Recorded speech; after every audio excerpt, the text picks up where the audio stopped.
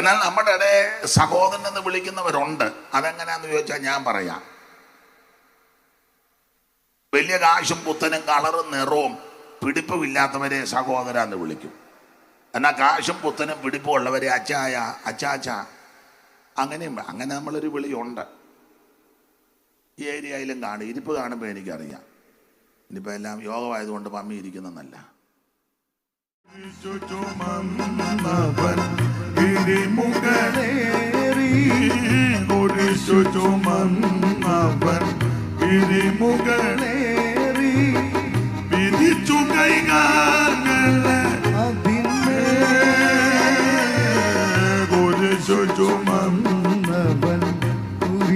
ചുമന്നവൻ ഗിരിമുകളേറി വിരിച്ചു കൈകാലേ ശരിക്കിരും പാണികൾ തറപ്പതിനായ അനുസ്മരിക്കുകിൽ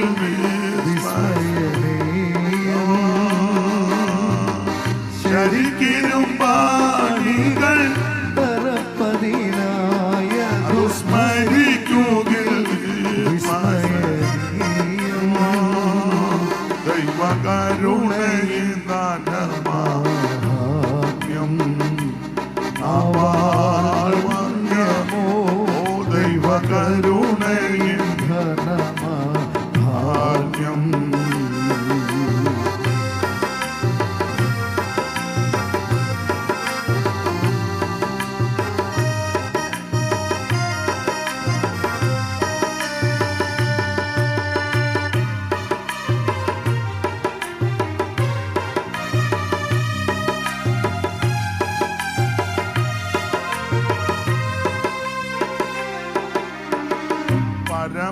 പരമസമ്പന്നനി തരണിയിലേ പരമസമ്പന്നനി തരണിയിലേ ദരിദ്രനായി തീർന്നു സ്വമനസ പരമസമ്പന്നനി തരണിയിലേ ദരിദ്രനായി തീർന്നു സ്വമനസ നിരുപമ പ്രഭയനിരുന്നവൻ പഴം തുണി ധരിച്ചതും ചെറിയ സംഗതിയോ നിരുപമ പ്രഭയനിരുന്നവൻ പഴം തുണി ധരിച്ചതും ചെറിയ സംഗതിയോ ദൈവകരുണയും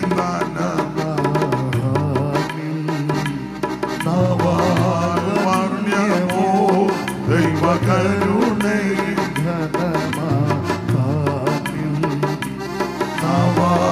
നവാർണ്യമോ ദൈവകരുണയും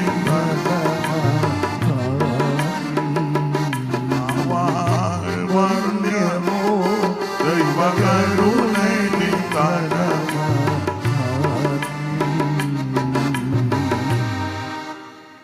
ഈ നല്ല രാത്രി സമയത്തിനായിട്ട് ദൈവത്തെ മഹത്വപ്പെടുത്തുന്നു. ഇന്ന് രാത്രിയിലെ യോഗാധ്യക്ഷൻ, അതുപോലെ തന്നെ ബഹുമാനപ്പെട്ട വാത്സല്യ പിതാവ്, വേദിയിലും സദസ്സിലുമായിരിക്കുന്ന കർത്തൃദാസന്മാർ, അനുഗ്രഹിക്കപ്പെട്ടതായ ഗായക സംഘം, മൈക്ക് ഓപ്പറേറ്റ് ചെയ്യുന്നവർ, ഈ ശുശ്രൂഷ മറ്റുള്ളവർക്ക് കാണുവാനായിട്ട് അത് പകർത്തിക്കൊണ്ടിരിക്കുന്ന പ്രിയപ്പെട്ടവർ, എല്ലാവർക്കും യേശുക്രിസ്തുവിൻ്റെ നിസ്തുല്യ നാമത്തിൽ ഈ സന്ധ്യയിലെ വന്ദനം. ദൈവം ഇന്ന് രാത്രി എല്ലാ പ്രിയപ്പെട്ടവരെയും അനുഗ്രഹിക്കുമാറാകട്ടെ. ദൈവകൃപ എല്ലാവരുടെ മേലും പകരുമാറാകട്ടെ. ഈ ശുശ്രൂഷയ്ക്ക് എന്നെ ക്ഷണിച്ച കർത്തൃദാസനും ചുമതലപ്പെട്ടവർക്കും ഒരിക്കൽ കൂടി നന്ദി ചൊല്ലുന്നു. ദൈവ വചനത്തിൽ നിന്ന് ഇന്ന് രാത്രി അല്പസമയങ്ങൾ നമുക്ക് ശാന്തമായിട്ട് ധ്യാനിക്കാം. കഴിഞ്ഞ രാത്രികളിലൊക്കെ ശ്രേഷ്ഠരായ അഭിഷിക്തന്മാരിൽ കൂടി വിലപ്പെട്ട ആലോചന ദൈവം നമുക്ക് നൽകി. ഇന്ന് രാത്രിയിലും അല്പസമയം ദൈവത്തിൻ്റെ വചനം വളരെ ശ്രദ്ധിക്കാം. അതിനടിസ്ഥാനമായിട്ട് വായിച്ചത് എബ്രായ ലേഖനം 9-ാം അധ്യായത്തിൻ്റെ 27-28 തിരുവെഴുത്തുകളാണല്ലോ. ബഹുമാന്യ കർത്തൃദാസൻ ഒരിക്കൽ കൂടി വായിച്ച് സഹായിക്കണം. ഒരിക്കൽ മരിക്കുകയും പിന്നെ ന്യായവിധിയും മനുഷ്യർക്ക് നിയമിച്ചിരിക്കുകയാൽ ക്രിസ്തുവും അങ്ങനെ തന്നെ അനേകരുടെ പാപങ്ങളെ ചുമപ്പാൻ ഒരിക്കൽ അർപ്പിക്കപ്പെട്ടു. തനിക്കായി കാത്തു നിൽക്കുന്നവരുടെ രക്ഷയ്ക്കായി അവൻ പാപം കൂടാതെ രണ്ടാമത് പ്രത്യക്ഷനാകും. കർത്താവിൻ്റെ മഹത്വമുള്ള നാമത്തിന് സ്തോത്രം. ഈ ദിവസങ്ങളിലൊക്കെ യാത്രയും ഉറക്കോളപ്പൊക്കെ ഉണ്ട്. കഫത്തിൻ്റെ ബുദ്ധിമുട്ടതുകൊണ്ട് ശാരീരികമായിട്ട് പല പ്രയാസമുണ്ട്. നിങ്ങളുടെ വിലപ്പെട്ട പ്രാർത്ഥന അപേക്ഷിക്കുന്നു. ഇന്ന് രാത്രി അല്പസമയങ്ങൾ ദൈവവചനത്തിൽ നിന്ന് നമുക്ക് ചിന്തിക്കാം. അതിന് അടിസ്ഥാനമായിട്ട് വായിച്ചത് എബ്രായ ലേഖനം 9-ാം അധ്യായത്തിൻ്റെ 27, 28 തിരുവെടുത്തുകളാണ്. ഈ വാക്യത്തിൽ പ്രധാനമായിട്ട് 4 കാര്യങ്ങൾ അടങ്ങിയിരിക്കുന്നു. 1, ഒരു മരണം. 2, ഒരു ന്യായവിധി. 3, യേശുക്രിസ്തു പാപം പരിഹരിക്കുവാൻ മരിച്ചു. 4, ആ യേശുക്രിസ്തു വീണ്ടും വരും. ഈ വാക്യത്തിൽ പ്രധാനമായിട്ട് 4 കാര്യങ്ങളാണ്. അല്പമല്പമായി നമുക്ക് ഒന്ന് ചിന്തിക്കാം. ശ്രേഷ്ഠരായ ദൈവകുഞ്ഞുങ്ങളെയും ദൈവദാസന്മാരെയും ഓർത്ത് ദൈവത്തെ സ്തുതിക്കുന്നു. വേദപുസ്തകത്തിലെ 66 പുസ്തകങ്ങളിൽ 21 ലേഖനങ്ങളാണ് നമുക്ക് ലഭിച്ചിരിക്കുന്നത്. ധാരാളം ലേഖനങ്ങൾ എഴുതിയിട്ടുണ്ട്, പക്ഷെ നമുക്ക് ലഭിച്ചിരിക്കുന്നത് 21 ലേഖനങ്ങൾ. ഈ ലേഖനങ്ങളെല്ലാം ഉപദേശ വിഷയങ്ങളാണ്. ഒന്നുകൂടെ തെളിച്ചു പറഞ്ഞാൽ ഈ 66 പുസ്തകം സത്യവേദ പുസ്തകം. ഇത് ദൈവത്തിൻ്റെ വചനമാണ്. ഏതാണ്ട് 1600 കൊല്ലം കൊണ്ട് 40 എഴുത്തുകാര് എഴുതി തീർത്തതായി ഈ സത്യവേദ പുസ്തകം. ഇതിലെ പ്രധാനപ്പെട്ട വിഷയം മനുഷ്യവർഗത്തിൻ്റെ രക്ഷ. ഇതിലെ പ്രധാനപ്പെട്ട വ്യക്തി നസറായനാകുന്ന യേശുക്രിസ്തു. ഇതിൻ്റെ പേര് സത്യവേദ പുസ്തകം. ഞാൻ എപ്പോഴും പറയും, അറിവുണ്ടാകാൻ, പരിജ്ഞാനമുണ്ടാകാൻ, വിവരമുണ്ടാകാൻ ഉള്ള ഏറ്റവും നല്ല പുസ്തകമായി സത്യവേദ പുസ്തകം. പക്ഷെ നമ്മുടെ ആൾക്കാർ ചിലർ ഇത് കൊണ്ടുവരാറുമില്ല, വായിക്കാറുമില്ല. വായിക്കുന്നവർ കൊണ്ടുവരികയില്ല, കൊണ്ടുവരുന്നവർ വായിക്കുകയില്ല. വളരെ ചുരുക്കം ആൾക്കാർ ഇത് കൈകാര്യം ചെയ്യുന്നുള്ളൂ. ഇപ്പം പുതിയ ഉപദേശ കുഞ്ഞുങ്ങളെല്ലാം ബൈബിളുമായിട്ടല്ല വരുന്നത്. അതിനകത്തെല്ലാം മൊബൈലും വേറെ എന്തോ ടാബും ഒക്കെയാണ്. എന്നാൽ ഈ പുസ്തകം കയ്യിലിരിക്കുന്നത് തന്നെ വളരെ അനുഗ്രഹമാണ്. ഇതുമായിട്ട് എവിടോട്ടിലും കയറി ചെന്നാൽ അതിൻ്റെ മാന്യതയുണ്ട്. ടാബുമായിട്ട് ചെന്നാൽ മാന്യതയുണ്ടോ എന്നുള്ളത് ദൈവത്തിൻ്റെ വചനം. അപ്പോൾ ഓർപ്പിച്ചല്ലോ, ഇതിലെ പ്രതിപാദ്യ വിഷയം മനുഷ്യവർഗത്തിൻ്റെ രക്ഷ.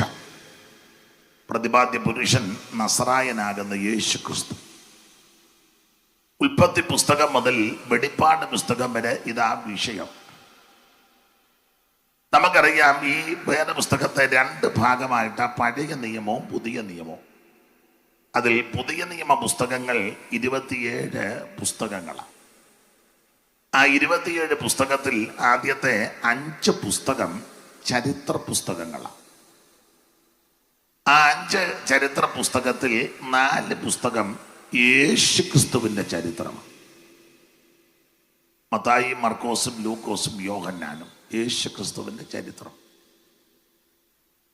കേൾക്കാൻ കൊള്ളാവുന്ന ചരിത്രവും കേട്ടിരിക്കാൻ പറ്റുന്ന ചരിത്രവും കേട്ടാൽ വിടുതലുണ്ടാക്കുന്ന ചരിത്രവുമാണ് യേശുക്രിസ്തുവിൻ്റെ ചരിത്രം. മറ്റ് ചരിത്രങ്ങളൊന്നും ഒത്തിരി കേട്ടിരിക്കാൻ കൊള്ളുകയില്ല, കേൾക്കാനും കൊള്ളുകയില്ല, കേട്ടാലൊന്നും നടക്കുകയില്ല. കുറച്ച് കഴിയുമ്പോൾ എല്ലാവർക്കും അസ്വസ്ഥത ഉണ്ടാകും. എന്നാൽ യേശുക്രിസ്തുവിൻ്റെ ചരിത്രം കേൾക്കുന്നവർക്കെല്ലാം അനുഗ്രഹമാണ്. അങ്ങനെയുള്ള ചരിത്ര പുസ്തകം ആദ്യത്തെ 4 പുസ്തകം ക്രിസ്തുയേശുവിൻ്റെ ചരിത്രമാണ്. 5-ാമത്തെ ചരിത്ര പുസ്തകം പുതിയ നിയമത്തിലെ അപ്പോസ്തല പ്രവൃത്തി. അത് ആദിമ സഭയുടെ ചരിത്രമാണ്. ആദിമസഭ എന്ന് പറഞ്ഞാൽ ഇന്ന് ഈ ലോകത്ത് കാണുന്ന സഭകളൊന്നും അല്ല. കത്തോലിക്കരുമല്ല, യാക്കോബയല്ല, മാർത്തോമയല്ല, ബെന്തിക്കോസല്ല, ബ്രദറുകാരുമല്ല, സിലോൺ പെന്തിക്കോസും അല്ല, TPM അല്ല, സാൽവേഷൻ ആർമി അല്ല, ഈ പറയുന്ന ഏതൊരു സഭയുടെ കാര്യമല്ല ഈ പറഞ്ഞേക്കുന്നത്. ഈ സഭകളൊന്നും അന്നില്ല. വേദപുസ്തകത്തിൽ പറഞ്ഞിരിക്കുന്ന അപ്പോസ്തല പ്രവൃത്തി 2:47 കർത്താവ് രക്ഷിക്കപ്പെട്ടവരെ ദിനം പ്രതി സഭയോട്, ഇന്ന് കാണുന്ന ഒരു സഭ അന്നില്ല. അതൊക്കെ പിന്നീട് ഉണ്ടായതാണ്. പിന്നീട് ഉണ്ടാക്കിയതാ. എങ്ങനെ ഇതൊക്കെ ഉണ്ടാക്കിയെന്ന് ഒക്കെ ചരിത്രം പഠിക്കുന്നവർക്കറിയാം. അപ്പൊ ഇന്ന് കാണുന്ന ഒരു സഭയല്ല, ആദിമസഭ രക്ഷിക്കപ്പെട്ടവരുടെ കൂട്ടമാണ്. ഇന്ന് ഈ സഭകളിലൊക്കെ രക്ഷിക്കപ്പെട്ടവരല്ല. ഇങ്ങനെ 3, 4, 5 തലമുറയായിട്ട് ഇതിനകത്ത് പറ്റിക്കൂടി കിടക്കുന്നത് രക്ഷിക്കപ്പെട്ടതൊന്നുമല്ല. ചെല്ലു പറയത്തില്ലയോ, ഞങ്ങളുടെ വസ്തുവില്ല പള്ളി ഇരിക്കുന്നത്, അപ്പൊ അവരാ ആ പേര് പറഞ്ഞതിനകത്തിരിക്കല്ല, രക്ഷിക്കപ്പെട്ടതൊന്നുമല്ല. ചെല്ലു പറയാറുണ്ട്, ഞങ്ങളുടെ വല്യപ്പച്ചൻ തുടങ്ങിയതാ, അതിന്റെ കെയറോപ്പിൽ അവൻ ഇരിക്കുന്ന, ഇവൻ രക്ഷിക്കപ്പെട്ടതൊന്നുമല്ല. ചെല്ലു പറയുന്നില്ലയോ, ഞങ്ങളുടെ വീട്ടുകാരായി ഇതിനകത്ത് കൂടുതൽ, അവർ കുടുംബക്കാരെല്ലാം കൂടെ അവിടെ കൂടിയിരിക്കുന്നുള്ള, രക്ഷിക്കപ്പെട്ടതൊന്നുമല്ല. സഭ ഏതാന്ന് ചോദിച്ചാൽ രക്ഷിക്കപ്പെട്ടവരുടെ കൂട്ടമാണ്. ആ സഭയെ പറ്റിയാണ് അപ്പോസ്തല പ്രവൃത്തി 2-ാം അധ്യായത്തിലൊക്കെ പരാമർശിച്ചിരിക്കുന്നത്.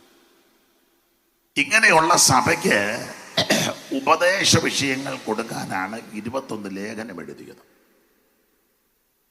ലേഖനങ്ങൾ 21 ഉപദേശ വിഷയങ്ങളാണ്. റോമാലേഖനം വിശ്വാസത്താലുള്ള നീതീകരണം, കൊരിന്ത് ലേഖനം നീതീകരിക്കപ്പെട്ട വിശുദ്ധന്മാരുടെ വിശുദ്ധീകരണം, ഗലാത്യ ലേഖനം അങ്ങനെയുള്ളവരുടെ സ്വാതന്ത്ര്യം, എഫേസ്യ ലേഖനം അവരുടെ സ്ഥാനമാനങ്ങൾ, ഫിലിപ്പിയ ലേഖനം അവരുടെ സന്തോഷം, കൊലോസ്യ ലേഖനം അവരുടെ അവകാശം. ഇങ്ങനെ പോകും ലേഖനത്തിലെ ഉപദേശ വിഷയങ്ങൾ.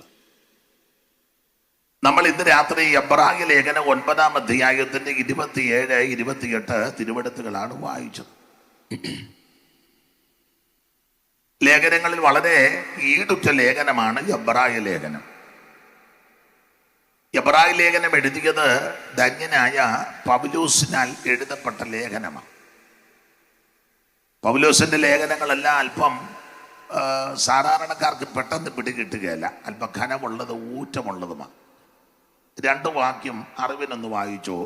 പത്രോസിന്റെ 2-ാം ലേഖനം 3-ാം അധ്യായത്തിന്റെ 15-ാം വാക്യം. പത്രോസ് പൗലോസിനെ പരാമർശിക്കുന്ന ഒരു പ്രയോഗമുണ്ട്, അത് വേദപുസ്തകത്തിൽ നിന്ന് വായിച്ചു.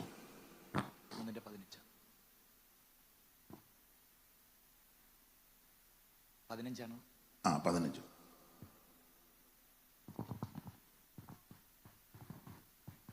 അത്ര ചെറിയ ബൈബിൾ വായിക്കാൻ പറ്റുമോ? കണ്ണ് കാണാമോ?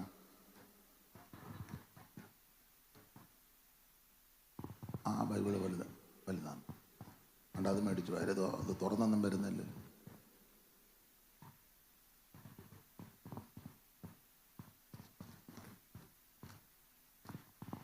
കാണാമോ? അങ്ങനെ തന്നെ നമ്മുടെ പ്രിയ സഹോദരനായ പൗലോസും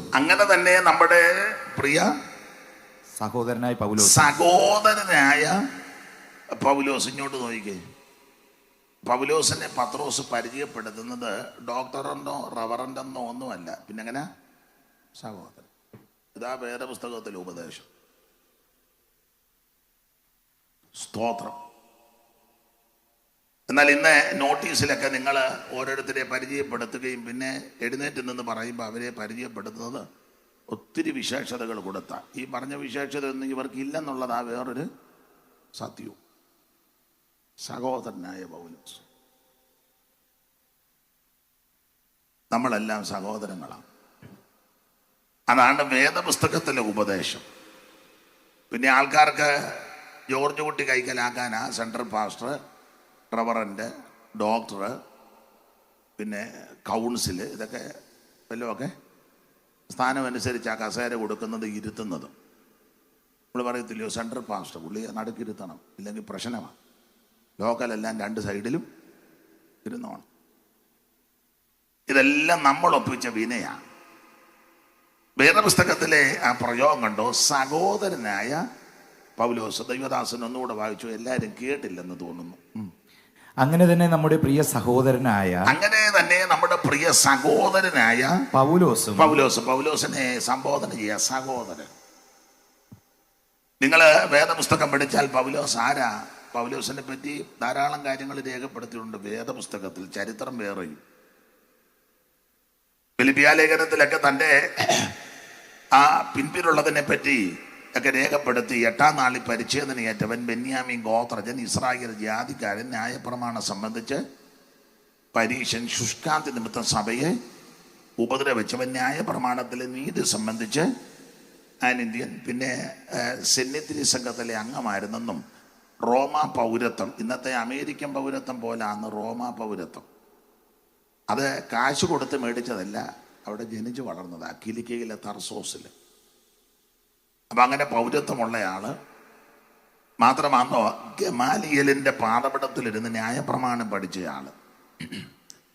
ഗമാലിയലിൻ്റെ അടുക്ക പോയി എല്ലാവർക്കും ഒന്നും പഠിക്കാനൊക്കത്തില്ല. അതൊക്കെ അത്രയ്ക്ക് കഴിവുള്ളത് കൊണ്ടാണ് പിടിപ്പ്. ഇങ്ങനെയൊക്കെയുള്ള മഹാനായ ശ്രേഷ്ഠനായ ഈ മനുഷ്യൻ, പിന്നെ ചരിത്രമൊക്കെ പറഞ്ഞ കപ്പലുണ്ടായിരുന്നെന്നും കപ്പലുടമസ്ഥൻ്റെ മകനായിരുന്നെന്നും, അതുകൊണ്ടായ കപ്പൽ യാത്ര, കടൽ യാത്രയൊക്കെ നല്ല തിട്ടമാണ്. അത്രയ്ക്ക് കഴിവുള്ളയാളാ, പ്രഗത്ഭൻ, പ്രശസ്തനാ. ഈ മാർഗക്കാരെ കൊല്ലാൻ നടന്നവനാ. യെരൂശലേമിൽ ചെന്ന് മഹാപുരോഹിതന്റെ അധികാരപത്രവും വാങ്ങി വന്നവനാ. അങ്ങനെയൊക്കെ ധാരാളം വിശേഷതകളുണ്ട്. പിന്നെ കൃപയിൽ വന്നു കഴിഞ്ഞപ്പോൾ ഡമാസ്കസിന്റെ പടിക്ക് വെച്ച് യേശുവിനെ കണ്ടയാളാണ്. അതുകൊണ്ട് ആ കൊരിന്ത്യ ലേഖനത്തിൽ അത് ക്ലിയറാക്കി. ഒടുവിൽ അകാല പ്രജ പോലുള്ള എനിക്കും അവിടുന്ന് പ്രത്യക്ഷനായി, യേശുവിനെ കണ്ടു. സ്വർഗീയ ദർശനം കിട്ടിയ ആളാ. അതുകൊണ്ട് 26 പറഞ്ഞത്, അതുകൊണ്ട് അഗ്രിപ്പ രാജാവെ, ഞാൻ സ്വർഗീയ ദർശനത്തിന് അനുസരണക്കേട് കാണിച്ചിട്ട്. മാത്രമല്ല, ക്രിസ്തുവിനെ കണ്ടു കഴിഞ്ഞപ്പോൾ അറബിയിൽ ചെന്നിരുന്ന് കർത്താവിൻ്റെ പാദപീഠത്തിൽ ഇരുന്നു. അതുകൊണ്ട് കൊരിന്ത്യർ 11:23 ഞാൻ കർത്താവിൽ നിന്ന് പ്രാപിക്കുകയും നിങ്ങൾക്ക് കർത്താവിൽ നിന്ന് ഡയറക്റ്റ് പ്രാപിച്ചു. മാത്രമല്ല, മാർമിക വിഷയങ്ങളെല്ലാം ദൈവം പൗലോസിന് വെളിപ്പെടുത്തി. അതുകൊണ്ടാണ് പൗലോസ് പറഞ്ഞ ഞാനൊരു മർമ്മം നിങ്ങളോട് പറയും. ഇങ്ങനെ പറഞ്ഞാൽ ഒത്തിരി പറയാനുണ്ട്. ഇങ്ങനെയൊക്കെയുള്ള 10-14 ലേഖനം എഴുതി ആ മനുഷ്യനെ പറ്റിയ പത്രോച്ചൻ സംബോധന ചെയ്യുക സഹോദരനായ. നമ്മൾ ഇന്ന് വരെ ഒരു ലേഖനം വായിച്ചിട്ടില്ല. യേശുവിനെ ഇന്ന് വരെ കണ്ടിട്ടില്ല. കണ്ടെന്നും പറഞ്ഞാൽ ഇന്ന് എടുക്കാൻ നടക്കുന്ന ആരും കണ്ടിട്ടില്ല. യേശുവിനെ കണ്ട ഇങ്ങനെയാണോ ഇരിക്കുന്നത്? കണ്ടിട്ടില്ല. 3-ാം സ്വർഗം പോയിട്ട് സഭയിൽ പോലും ചൊവ്വനെ വരുന്നില്ല. പിന്നെ ആ 3-ാം സ്വർഗത്തിൽ സഭയിൽ പോലും നേരം ചൊവ്വനും വരുന്നില്ല. പിന്നെ ആ 3-ാം സ്വർഗത്തിൽ പോകുന്നത് അല്ല, ഞാൻ വിവരിക്കുന്നില്ല. ഇങ്ങനെയൊക്കെ ആണെങ്കിലും നമ്മളെ അങ്ങോട്ട് പരിചയപ്പെടുത്താൻ തുടങ്ങിയാൽ ചിലപ്പോൾ നമ്മൾ തന്നെ ഓർക്കും നമ്മളെ തന്നെയാണെന്നോ പുള്ളി പറയാമെന്ന്. അല്ല, അങ്ങനെ അങ്ങ് തോന്നിപ്പോകും. പക്ഷെ ഇത്രയേറെ വിശേഷതകളുള്ള പൗലോസിനെ പത്രോസ് പരിചയപ്പെടുത്തുക. ഒന്നുകൂടെ വായിച്ചോ 15-ാം വാക്യം. അങ്ങനെ തന്നെ നമ്മുടെ പ്രിയ സഹോദരനായ പൗലോസിനെ അങ്ങനെ സഹോദരൻ പൗലോസ്. ഇന്നെങ്ങാനും നമ്മുടെ ഇടയിൽ ആരെങ്കിലും സഹോദരൻ പൗലോസ് എന്ന് വിളിച്ചാൽ, ഇപ്പൊ എന്നെ തന്നെ പറയാം, സഹോദരൻ അനീഷ് വന്നിട്ടുണ്ട്, എന്നാലും തന്നെ മോദമല്ലാതാകും. സഹോദരൻ ജോസ് വന്നിട്ടുണ്ട് പറഞ്ഞ ഞങ്ങളുടെ ഈ ചിരിയൊക്കെ അന്നേരം കുറ്റമല്ലി പറഞ്ഞത്. എന്നാൽ നമ്മുടെ ഇടയിൽ സഹോദരൻ എന്ന് വിളിക്കുന്നവരുണ്ട്. അതെങ്ങനെയാന്ന് ചോദിച്ചാൽ ഞാൻ പറയാം. വലിയ കാശും പുത്തനും കളറും നിറവും പിടിപ്പുമില്ലാത്തവരെ സഹോദര എന്ന് വിളിക്കും. എന്നാൽ കാശും പുത്തനും പിടിപ്പും ഉള്ളവരെ അച്ചായ, അച്ചാച്ച, അങ്ങനെ നമ്മളൊരു വിളിയുണ്ട്. ഈ ഏരിയയിലും കാണും. ഇരിപ്പ് കാണുമ്പോൾ എനിക്കറിയാം. ഇനിയിപ്പോൾ എല്ലാം യോഗമായതുകൊണ്ട് മമ്മി ഇരിക്കുന്നതല്ല. ഇവിടെ ഉണ്ട്, എവിടെ ഇല്ലാത്ത. എന്നാൽ ഇവിടെ പത്രോസ് പറയാ സഹോദരനായ പൗലോസ്. അടുത്ത വാക്യം. തനിക്ക് ലഭിച്ച ജ്ഞാനത്തിന് തക്കവണ്ണം, അദ്ദേഹത്തിന് ലഭിച്ച ജ്ഞാനത്തിന് തക്കവണ്ണം നിങ്ങൾക്കും ഇതിനെക്കുറിച്ച് സംസാരിക്കുന്ന സകല ലേഖനങ്ങളിലും എഴുതിയിട്ടുണ്ടല്ലോ. അടുത്ത പദം, അവയിൽ ഗ്രഹിപ്പാൻ പ്രയാസമുള്ളത് അപ്പൊ ചിലത്. പൗലോസിന്റെ ലേഖനങ്ങള്, എഴുത്തുകളൊക്കെ ഗ്രഹിപ്പാൻ വളരെ ബുദ്ധിമുട്ടാ. ഗ്രഹിപ്പാൻ പ്രയാസമുള്ളത് ചിലതുണ്ട്. അറിവില്ലാത്തവരും അസ്ഥിരരുമായവർ ശേഷം തിരുവെഴുത്തുകളെ പോലെ അതും തങ്ങളുടെ നാശത്തിനായി കോട്ടിക്കളയുന്നു. അപ്പോൾ അറിയാത്തവരും അസ്ഥിരന്മാരും ഇതിനെപ്പറ്റി ഗ്രാഹ്യമില്ലാത്തവർ ഈ തിരുവെഴുത്തെല്ലാം കോട്ടിക്കളയുന്നുണ്ട്. ഇത് ഈടുറ്റ ലേഖനങ്ങളാണ്. വേറൊരു ഭാഗത്ത് അവന്റെ ലേഖനങ്ങൾ ഊറ്റമെന്നാണ് കൊടുത്തേക്കുന്നത്. ആണ്ടാം കൊരിന്ത്യർക്ക് എഴുതിയ 2-ാം ലേഖനം 10-ാം അധ്യായത്തിന്റെ 11 വായിച്ചേ.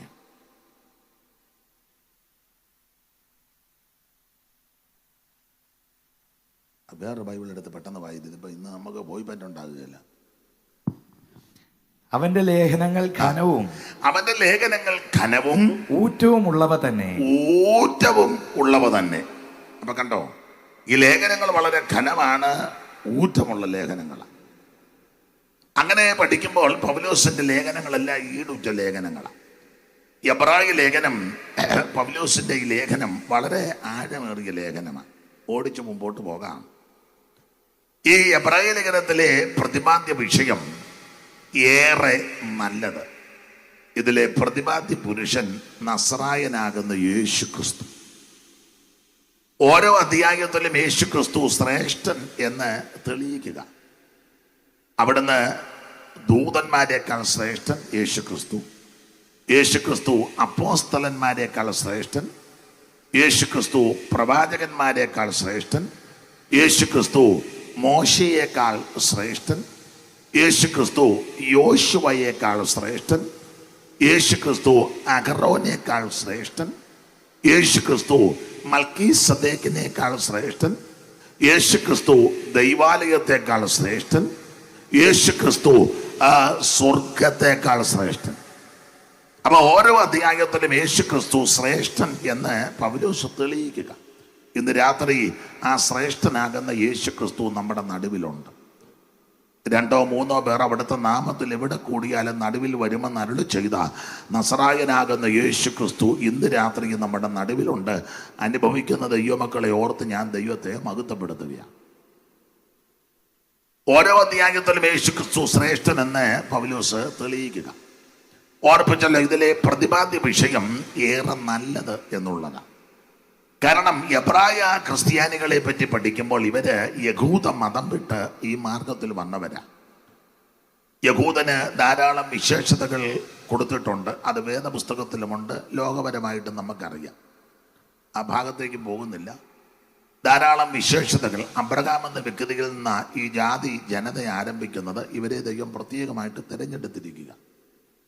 ഇവർക്ക് ഒത്തിരി വിശേഷതകൾ ഉണ്ട്, പറയുവാനുമുണ്ട്.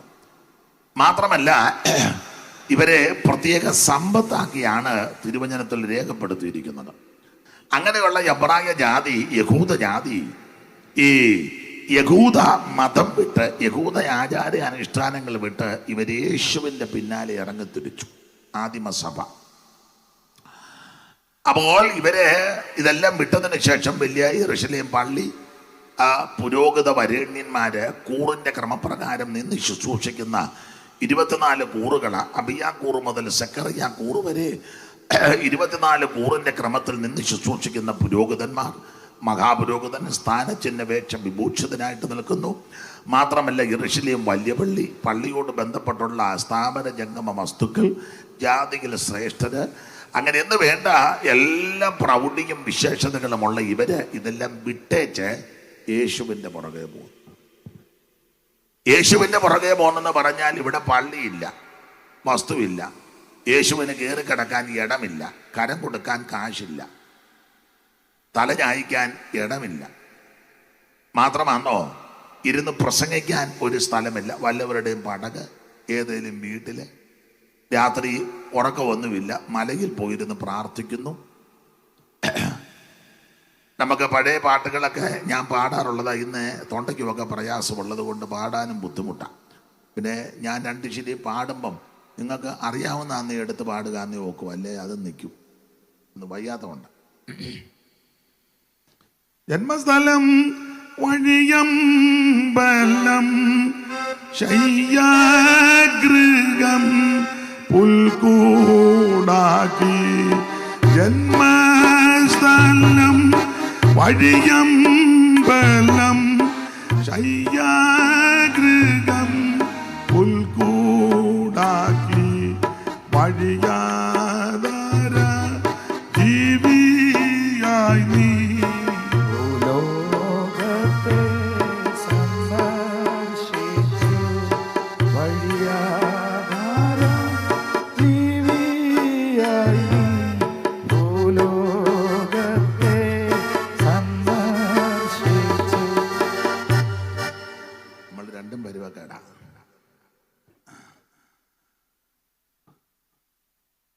അപ്പൊ ശ്രദ്ധിക്കുക, കയറി കിടക്കാൻ ഇടമില്ല, തലചായ്ക്കാൻ ഇടമില്ല, കരം കൊടുക്കാൻ കാശുമില്ല. പാപമൊഴികെ നമുക്ക് തുല്യമായി സകലത്തിലും പരീക്ഷിക്കപ്പെട്ട യേശുക്രിസ്തു. ദൈവത്തിന് മഹത്വം. അങ്ങനെയുള്ള യേശുവിന്റെ പിറകെയാ എബ്രായ ക്രിസ്ത്യാനികൾ ഇറങ്ങിത്തിരിച്ചത്. അന്നാരത്തെ ചൂടും ചുണയും കണ്ട് ഇവരിറങ്ങിത്തിരിച്ചു. പക്ഷെ കുറച്ച് കഴിഞ്ഞപ്പോൾ ഇവർക്ക് മനസ്സിലായി നാടൻ ഭാഷ പറഞ്ഞ പരുവക്കേട. ഇവിടെ വലിയ പള്ളിയില്ല, അമ്പരചുംബികളായ ദീപാലങ്കൃതമായ പള്ളിയോ ഒന്നും ഇവിടെ ഇല്ല. എന്തിനേറെ പുരോഹിതന്മാരെ കണ്ടാലും വേണ്ട ഞങ്ങളൊക്കെ ഇരിക്കുന്ന കണ്ടോ, പിന്നെ എനിക്ക് ഇച്ചിരി കൂടെ തുണി കൂടുതലുണ്ട്. ഇത് കണ്ടോ, കാണാനും വലിയ ആൾക്കാരുടെയൊക്കെ അങ്ങനെ ഛേദമില്ല. എല്ലാം കാലത്തും മെലിഞ്ഞും കണ്ണും കുഴിഞ്ഞും. ഒരു നല്ല വണ്ടിയില്ല മിക്കവർക്കും. സൈക്കിളെ വരുന്നു, സഞ്ചിയും തൂക്കി റോഡെ നടക്കുന്നു. ആൾക്കാരുടെ ധാരണകളാണ്. പിന്നെ മീശയൊക്കെ വടിച്ച് കാണാനും ഒരു അവരുടെ നോട്ടത്തിൽ, മറ്റുള്ളവരുടെ നോട്ടത്തിൽ. മറ്റേതങ്ങനല്ല, താടിയുണ്ട്, മുടിയുണ്ട്, വടിയുണ്ട്, പിന്നെ ഇടയ്ക്ക് വരുമ്പോൾ ഒരു വെടിയുണ്ട്. ഓരോ ചുവട് വെക്കുമ്പോൾ ഓരോ. അപ്പൊ ഇവിടെ ഈ പറയുന്ന യാതൊരു സാമഗ്രികളും ഇല്ല. സഹോദരിമാരെ ആന്നേലും ഇല്ലേ, മീൻ വെട്ടി കഴുകി വെച്ചതുപോലെ എല്ലാം കളഞ്ഞ്.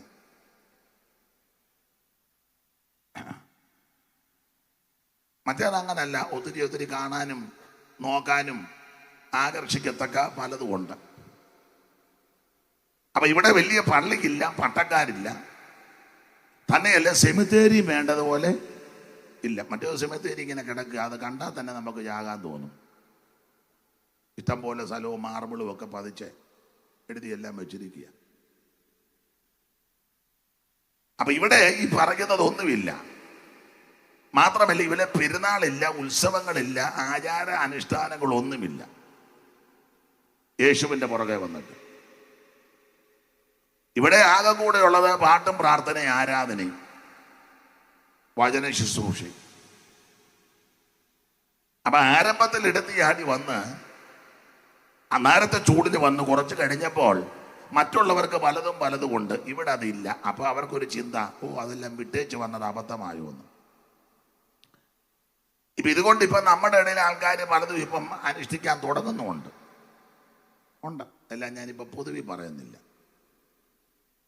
അപ്പോൾ ആരംഭ സമയത്ത് ഇതെല്ലാം ഉപേക്ഷിച്ച് വന്ന ദൈവജനം കുറച്ച് കഴിഞ്ഞപ്പോൾ ഇവർക്കൊരു ചിന്ത, വിട്ടുപോകുന്നത്, ഉപേക്ഷിച്ചത്, വേണ്ടാന്ന് വെച്ചത് അബദ്ധമായോ മണ്ടത്തരമായോ എന്നൊരു ചിന്ത അകത്ത് കയറി ക്ഷീണിച്ചു. എബ്രായ ക്രിസ്ത്യാനികൾ ക്ഷീണിച്ചു. ക്ഷീണിച്ചതിന് 2 വാക്യം തെളിവിന് വായിച്ചേ. 6-ാം അധ്യായത്തിൻ്റെ 12-ാം വാക്യവും 12-ാം അധ്യായത്തിൻ്റെ 12-ാം വാക്യവും പെട്ടെന്ന് വായിര. 6:12 ആ 7-ന്റെ നേരെ മേളിൽ കിടപ്പുണ്ട്, വായിര. അങ്ങനെ നിങ്ങൾ മന്ദതയുള്ളവരാകാതെ വിശ്വാസത്താലും ദീർഘക്ഷമയാലും വാഗ്ദത്തങ്ങളെ അവകാശമാക്കുന്നവരുടെ അനുകാരികളായി തീരും. അങ്ങനെ നിങ്ങൾ മന്ദതയുള്ളവരാകാതെ. അപ്പം മന്ദത പിടിച്ചു, ക്ഷീണിച്ചെന്ന. ഇനി 12 വായിര്. 12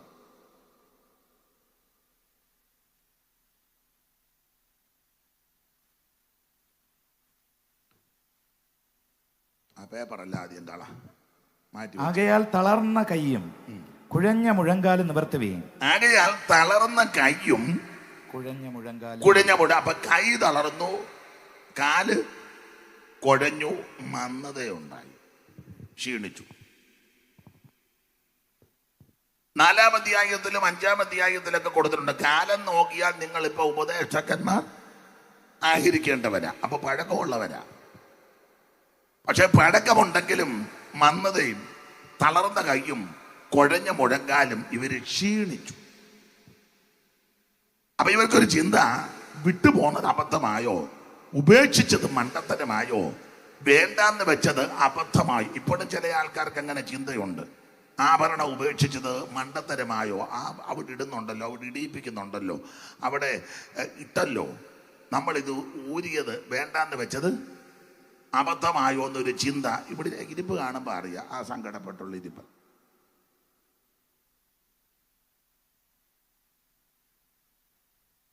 ഈ ആചാരങ്ങളും അനുഷ്ഠാനങ്ങളും ഒക്കെ വേണ്ടാന്ന് വെച്ചത് പോഷത്വമായോ ചിന്ത ചിലർക്കുണ്ട്, സഹോദരന്മാർക്കും ഉണ്ട്. അയ്യോ, എല്ലാ കാര്യത്തിനും നമുക്ക് കൂടാൻ പറ്റുന്നില്ല. ഈ സഭയെ ചെന്നതുകൊണ്ട് എല്ലാത്തിനും കൂടാനും ആടാനും പാടാനും ഒന്നും പറ്റുന്നില്ല. ഇത് അബദ്ധമാണോ? മറ്റേ അവിടെ പോകുകയാണെങ്കിൽ എല്ലാത്തിനും കൂടാം. രാവിലെ പോകേണ്ടിടത്തെല്ലാം പോകാം, അല്ലെ വൈകിട്ട് പോകേണ്ടിടത്തെല്ലാം പോകാം. പിന്നെ ഈ ഇടയ്ക്ക് ഒന്നൊന്ന് തല കാണിച്ചൊരു 2 മണിക്കൂർ ഇങ്ങനെ ആടിയാൽ മതി. ആടിയേച്ച് ചുമ്മാ ആടി പോകരുത്, എന്തെങ്കിലും കൊടുത്തേച്ച്.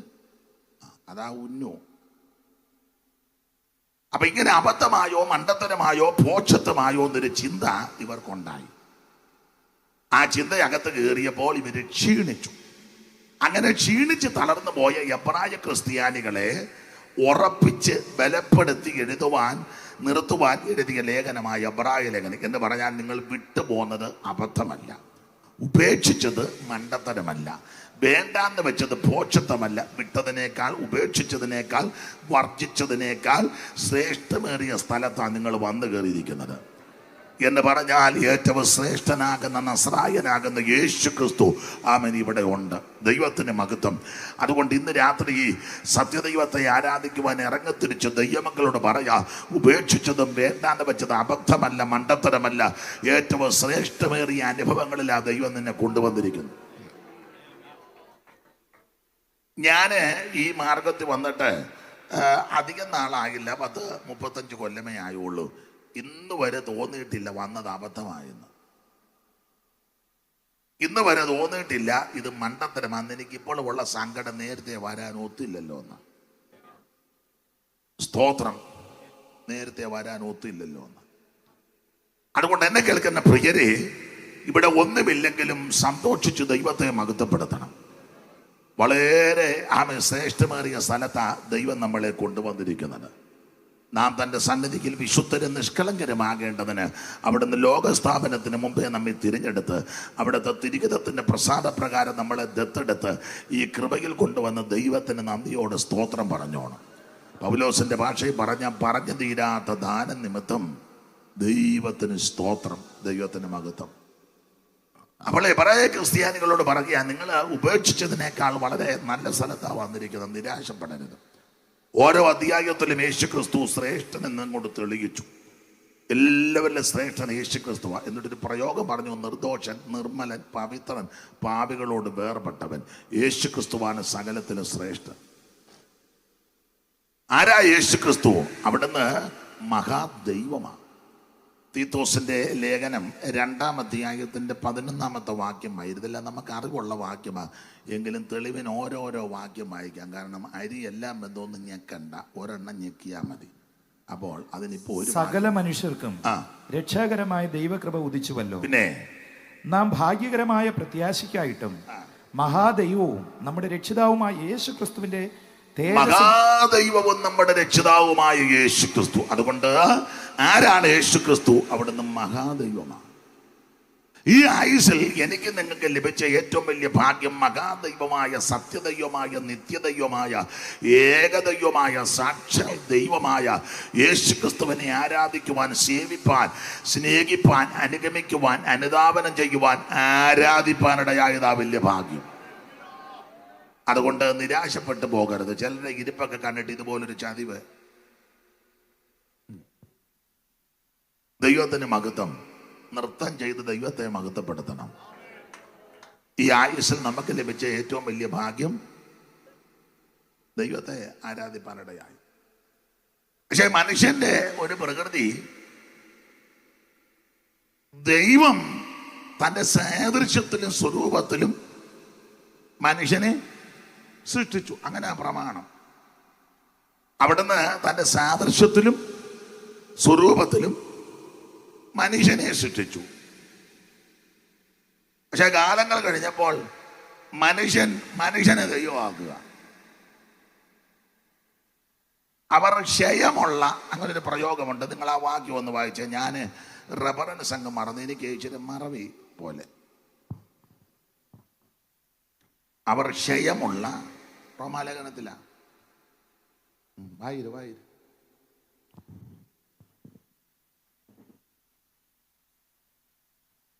അവർ ദൈവത്തെ അറിഞ്ഞിട്ടും അവനെ ദൈവമെന്ന് ഓർത്ത് മഹത്വീകരിക്കുകയോ നന്ദി കാണിക്കുകയോ ചെയ്യാതെ തങ്ങളുടെ നിരൂപണങ്ങളിൽ വ്യർത്ഥരായി തീർന്നു. അവരുടെ വിവേകമില്ലാത്ത ഹൃദയം ഇരുണ്ടുപോയി. അടുത്തത്, ജ്ഞാനികളെന്ന് പറഞ്ഞുകൊണ്ട് അവർ മൂഢരായി പോയി. പിന്നെ അക്ഷയനായ ദൈവത്തിന്റെ തേജസ്സിനെ അവർ ക്ഷയമുള്ള മനുഷ്യൻ ആദ്യം കൊടുത്തേക്കുന്ന മനുഷ്യൻ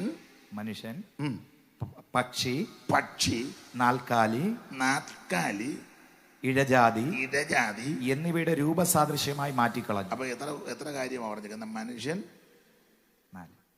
മനുഷ്യൻ പക്ഷി നാൽക്കാലി ഇഴജാതി.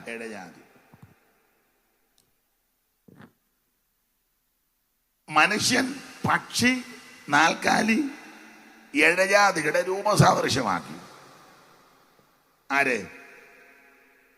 അക്ഷയനായ ദൈവത്തെ. അക്ഷയനായ ദൈവത്തെ ക്ഷയമുള്ള മനുഷ്യനും പക്ഷിക്കും നാൽക്കാലി ഇഴജാതിയുടെ രൂപസാദൃശ്യമാക്കി മാറ്റി. അതാ ഞാൻ പറഞ്ഞ, ദൈവം തന്റെ സാദൃശ്യത്തിലും സ്വരൂപത്തിലും ആ മനുഷ്യനെ സൃഷ്ടിച്ചത്.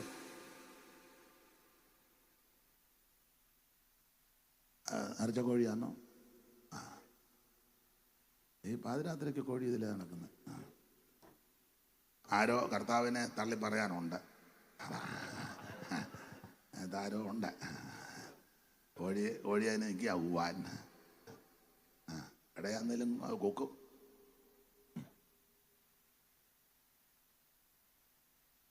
അപ്പൊ ശ്രദ്ധിക്കുക, ദൈവം തന്റെ സാദൃശ്യത്തിലും സ്വരൂപത്തിലും ആ മനുഷ്യനെ സൃഷ്ടിച്ചത്.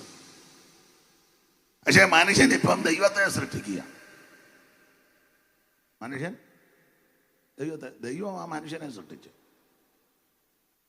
ഇപ്പൊ നേരെ തിരിച്ച് സൃഷ്ടിക്കുക. അല്ലാതെ സൃഷ്ടിക്കുന്നെങ്കിൽ ഒക്കുന്നുണ്ടോ? അതുമില്ല. ദൈവം കളിക്കുന്ന ഇതെല്ലാം ക്ഷയിച്ചു പോകുന്നതാ. മനുഷ്യൻ ക്ഷയിക്കും. ഏത് മനുഷ്യൻ ഉറച്ചു നിന്നാൽ ഒരു മനുഷ്യന്റെ സൗന്ദര്യം പുഴുപോലെ ക്ഷയിപ്പിക്കുക.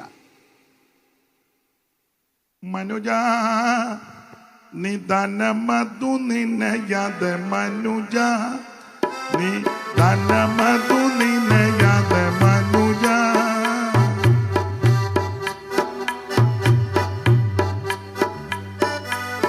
മരണം വരുമേ നിന്റെ പണം നോടി നേരം ഇരിയുമ്പോൾ അതിനൽ ക്ഷണം പൊടിചാരം ശലോമോനും അറിയുമ കഴിഞ്ഞില്ലതാല് പരനെ വേഗം ശരണമാക്കി മരുവിടേണ കരണിയിൽ മനുജ നിന്ദാനമതു നിനയാത മനുജ. അപ്പൊ ശ്രദ്ധിക്കുക, ക്ഷയമുള്ളതിന്റെ രൂപസാദൃശ്യമാക്കി മാറ്റി. അപ്പൊ ആദ്യം അവര് ദൈവത്തെ ഉണ്ടാക്കിയത് മനുഷ്യനെയാ ദൈവമാക്കിയത്. അതിൽ ആദ്യം കൊടുത്തേക്കുന്ന പേര് മനുഷ്യൻ. ദൈവം മനുഷ്യനെ സൃഷ്ടിച്ചപ്പോൾ മനുഷ്യൻ ദൈവത്തെ ഉണ്ടാക്കാൻ തുടങ്ങി. അപ്പൊ ആദ്യം ദൈവമായിട്ടുണ്ടാക്കിയ മനുഷ്യനെയാ. എന്തോ ഒരു അബദ്ധമാണെന്ന് ഓർത്തോണം. മനുഷ്യൻ പക്ഷി നാൽക്കാലി ഇഴജാതി. ഇനിയിപ്പം വന്ന് കോഴിയൊക്കെ ദൈവമാക്കും. ഇത് വേറെ സ്ഥലത്തെ കോഴി എന്ന് കയറുന്നെങ്കിൽ സൂക്ഷിച്ച കോഴി ഒരു ദൈവമായിട്ട് ഉടനെ പറയൂ. നമ്മുടെ മഹായോഗത്തിൽ വന്ന് കയറിയ കോഴി അതിനെന്തെങ്കിലും വിശേഷത അല്ലെ? സകല കോഴിയും ഇപ്പൊ കിടന്ന് തൂങ്ങിയിരിക്കുമ്പോൾ ഇക്കോഴി ഇവിടെ കിടന്നിങ്ങനെ വേറെ ആൾക്കാരുടെ കയ്യിൽ ആ യോഗമെങ്കിൽ കോഴി അന്നേരം പിടിച്ച് കൂട്ടിലിട്ടേച്ച് പിന്നെ അതിനെ ദൈവമാക്കി ഒരു തർക്കവും ഇല്ല. അപ്പം മനുഷ്യൻ, പക്ഷി, നാൽക്കാലിയൊക്കെ അങ്ങ് പിടിച്ച് ആക്കുകയല്ലേ. കടുവായൊക്കെ കിട്ടാത്തതുകൊണ്ടാ.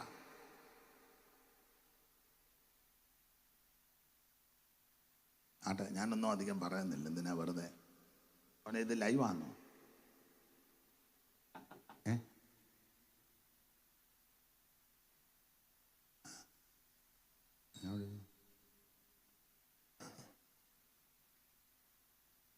ദൈവത്തിന്റെ മഹത്വം.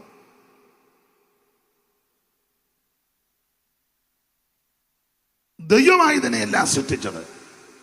തിരിച്ചിപ്പം ദൈവത്തെ മനുഷ്യൻ സൃഷ്ടിക്കുക. ദൈവം ഒരുവനേ ഉള്ളൂ.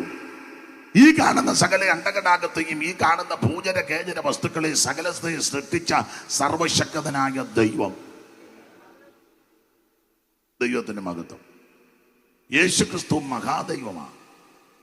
മഹാദൈവവും നമ്മുടെ രക്ഷിതാവുമായ യേശുക്രിസ്തു അങ്ങനെ കൊടുത്തിരിക്കുന്നത്. ആട്ടെ, എബ്രായ ലേഖനത്തിലെ പ്രതിപാദ്യ വിഷയം എല്ലാവരിലും ശ്രേഷ്ഠനാകുന്ന യേശുക്രിസ്തു. ദൈവത്തിന്റെ മഹത്വം. നമ്മൾ ഇന്ന് രാത്രി 9-ാം അധ്യായത്തിന്റെ 27, 28 തിരുവെടുത്താണല്ലോ വായിച്ചത്. 4 കാര്യങ്ങൾ പ്രധാനമായിട്ട് ആ ഖണ്ഡികയ്ക്കകത്തുണ്ട്. ആ 2 വാക്യത്തിലുണ്ട്.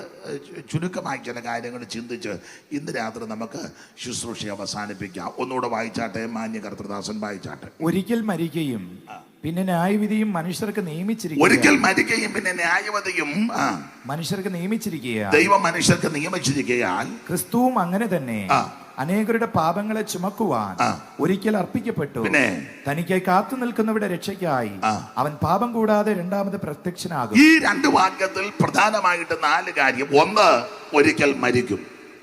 2, ഒരു ന്യായവിധിയുണ്ട്. 3, യേശുക്രിസ്തു സകല മനുഷ്യന്റെ പാപത്തിന് വേണ്ടി മരിച്ചു. 4, യേശുക്രിസ്തു വീണ്ടും വരും. നമ്മുടെ ഈ പ്രാവശ്യത്തെ ബഹുമാന്യ കർത്തദാസൻ പിതാവ് നടത്തുന്ന യോഗങ്ങളുടെ സമാപന യോഗമാണല്ലോ. അതുകൊണ്ട് ആ നിലയിൽ ചില കാര്യങ്ങൾ ചിന്തിച്ച് ഇന്ന് രാത്രി അവസാനിപ്പിക്കാം. ദൈവത്തിന് മഹത്വം. അപ്പോൾ ഓരോ അധ്യായത്തിനും യേശുക്രിസ്തു ശ്രേഷ്ഠൻ എന്ന് തെളിയിച്ചിട്ട് എബ്രായ ലേഖനം 9:27, 28 പൗലോസ് പറയുക, ഒരിക്കൽ മരിക്കും. ഇന്ന് രാത്രി എന്നെ കേൾക്കുന്ന പ്രിയരെ, ഒരു ദിവസം മരണം എന്നെയും നിങ്ങളെയും പിടികൂടും. നമ്മുടെ ഇരിപ്പും പാപവും നോട്ടവും സംസാരവും ഒക്കെ കണ്ടാൽ നമ്മൾ മരിക്കുകയല്ലെന്നും പറഞ്ഞാൽ ഇരിക്കുന്നേ.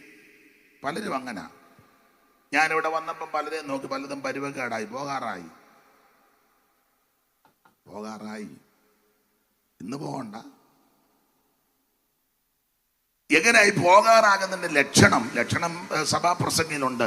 വായിച്ചോ, 12-ന്റെ 1 മുതൽ വായിച്ചോ. 3 മുതലാ വായിക്കണ്ടെങ്കിൽ 1 മുതൽ വായിച്ചു. പെട്ടെന്ന് വായിച്ചോ. സഭാപ്രസംഗി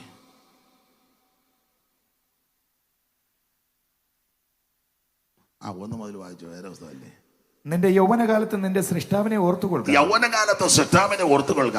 ദുർദിവസങ്ങൾ വരികയും എനിക്ക് ഇഷ്ടമില്ല എന്ന് നീ പറയുന്ന കാലം സമീപിക്കുകയും ഒക്കെ അടുത്ത് വരാൻ പോവാ. പിന്നെ സൂര്യനും വെളിച്ചവും ചന്ദ്രനും നക്ഷത്രങ്ങളും ഇരുണ്ടു പോകുകയും മഴ പെയ്ത സൂര്യനിരുളായിടും, ഭൂമിയിൻ പണി മാറിടും. സൂര്യനിരുളായിടും, ഊരിൽ തരമൂടിടും. നിന്നൊരു രോദന സ്വരമാരവത്തോട് പൊങ്ങിടും. ദൈവക്രോധത്തീയിൽ നീയും എന്തരിഞ്ഞു ചാകരുതേ, നിത്യതീയിൽ വീഴരുതേ. ഇന്നു തന്നെ രക്ഷ നേടുക, ഇന്നു തന്നെ രക്ഷ നേടുക. അപ്പൊ ശ്രദ്ധിക്കുക, സൂര്യൻ എന്ന ഇരുളാകും. പിന്നെ വെളിച്ചവും ചന്ദ്രനും നക്ഷത്രങ്ങൾ ഇരുണ്ടു പോകുകയും മഴ പെയ്ത ശേഷം മേഘങ്ങൾ മടങ്ങി വരികയും ചെയ്യുന്നതിന് മുമ്പേ തന്നെ അന്ന് വീട്ടുകാവൽക്കാർ ഇങ്ങോട്ട് നോക്ക് പോകാറാകുന്നതിന്റെ ലക്ഷണം. ഈ ലക്ഷണമുള്ളവരൊക്കെ ഇന്ന് രാത്രി സ്തോത്രമൊക്കെ പറഞ്ഞ് ഒരുക്കണം പോകാൻ. അതൊക്കെ അറിഞ്ഞു പോകണ്ടേ? എല്ലാ ദിവസവും ഇങ്ങനെ പറച്ചു പോയിട്ട് കാര്യമൊന്നുമില്ല.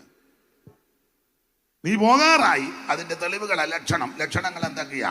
1, അന്ന് വീട്ടുകാവൽക്കാർ വിറയ്ക്കും. നന്നായിട്ട് ഒന്നുകൂടെ വായിച്ചേ. അന്ന് വീട്ടുകാവൽക്കാർ വിറയ്ക്കും. അതാണോ ആദ്യത്തേത്?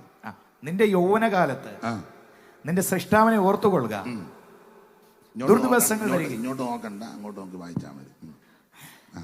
ദുർദിവസങ്ങൾ വരികയും എനിക്ക് ഇഷ്ടമില്ല എന്ന് നീ പറയുന്ന കാലം സമീപിക്കുകയും സൂര്യനും വെളിച്ചവും ചന്ദ്രനും നക്ഷത്രങ്ങളും ഇരുണ്ടുപോകുകയും മഴ പെയ്ത ശേഷം മേഘങ്ങൾ മടങ്ങി വരികയും ചെയ്യുന്നതിന് മുമ്പേ തന്നെ, ഇതിനൊക്കെ മുമ്പ് തന്നെ നേരത്തെ ഇതൊക്കെ ചെയ്യണമെന്നാ. അന്ന് വീട്ടുകാവൽക്കാർ വിറയ്ക്കും. വീട്ടുകാവൽക്കാർ വിറയ്ക്കും. കൈക്കൊക്കെ ഒരു ചെറിയ, നമ്മുടെ കൈ വിറയ്ക്കുന്ന കണ്ടത് വേറെ കേസാ, അത് പേടിക്കൊന്നും വേണ്ട. വെള്ളം അടിച്ചപ്പോൾ ഇങ്ങനെ കിടക്കിട അല്ലേ, അത് എന്തോ ഒരു പ്രയാസം. ഇപ്പൊ പോകത്തൊന്നുമില്ല, അത് പേടിച്ച് തൊടു കഴിക്കാൻ എനിക്ക് തന്നെ ആണെന്നല്ലോ പുള്ളി. എന്തോ വല്ല പ്രയാസമുണ്ടോ? നമ്മുടെ കൈ വിറയ്ക്കുന്നു. ജംഗ്ഷൻ വരുമ്പോൾ ഉള്ള വിറവല്ല, അത് പോകാനുള്ളതല്ല, കുറച്ചാളൂടെ ഇരിക്കാനുള്ളതാണ്. അപ്പൊ അന്ന് വീട്ടുകാവൽക്കാർ വിറയ്ക്കും. ഇപ്പൊ അപ്പച്ചന്റെ കയ്യിലല്ലേ അമ്മച്ചിയുടെ കൈ കാപ്പി കൊടുത്താൽ താഴെ പോകും. ഇപ്പൊ പോകാറായതിന്റെ ലക്ഷണമാണ്. പേടിക്കുമെന്ന് അല്ല, പേടിച്ചാലും കുഴപ്പമില്ല. അങ്ങനെ രണ്ട് സ്തോത്രം പറ. വീട്ടുകാവൽക്കാർ വിറയ്ക്കും. പിന്നെ ബലവാന്മാർ കുനിയും. ഒരു ചെറിയ കൂനുണ്ട്. നേരത്തെ നല്ല സ്റ്റഡിയായിട്ട് നിന്ന തങ്കച്ചൻ ഇപ്പൊ ചെറിയ പോകാറായതിന്റെ ലക്ഷണമാണ്. ഇതൊക്കെ നോട്ട് ചെയ്തോണം കേട്ടോ. പിന്നെ അരയ്ക്കുന്നവർ ചുരുക്കമാകയാൽ അടങ്ങിയിരിക്കും. അതാ അരി കൊണ്ട് കൊടുത്താൽ പറയാം വേണ്ടെന്ന് പറയാം, കണ്ണ് കാണിക്കുക അവന് കൊടുക്കാൻ. അടങ്ങിയിരിക്കുക അരയ്ക്കുന്നവരെ. 32 യുവാവിന് മുത്തിനോടൊത്ത ദന്തം. 32 യുവാവിന് മുത്തിനോടൊത്ത ദന്തം. 32 യുവാവിന്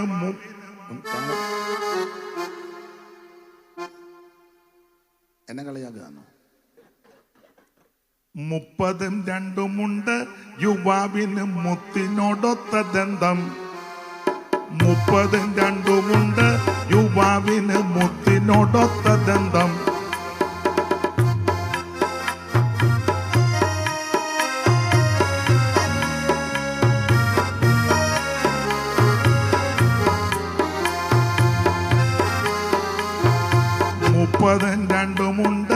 യുവാവിന് മുത്തിനോടൊത്ത ദന്തം.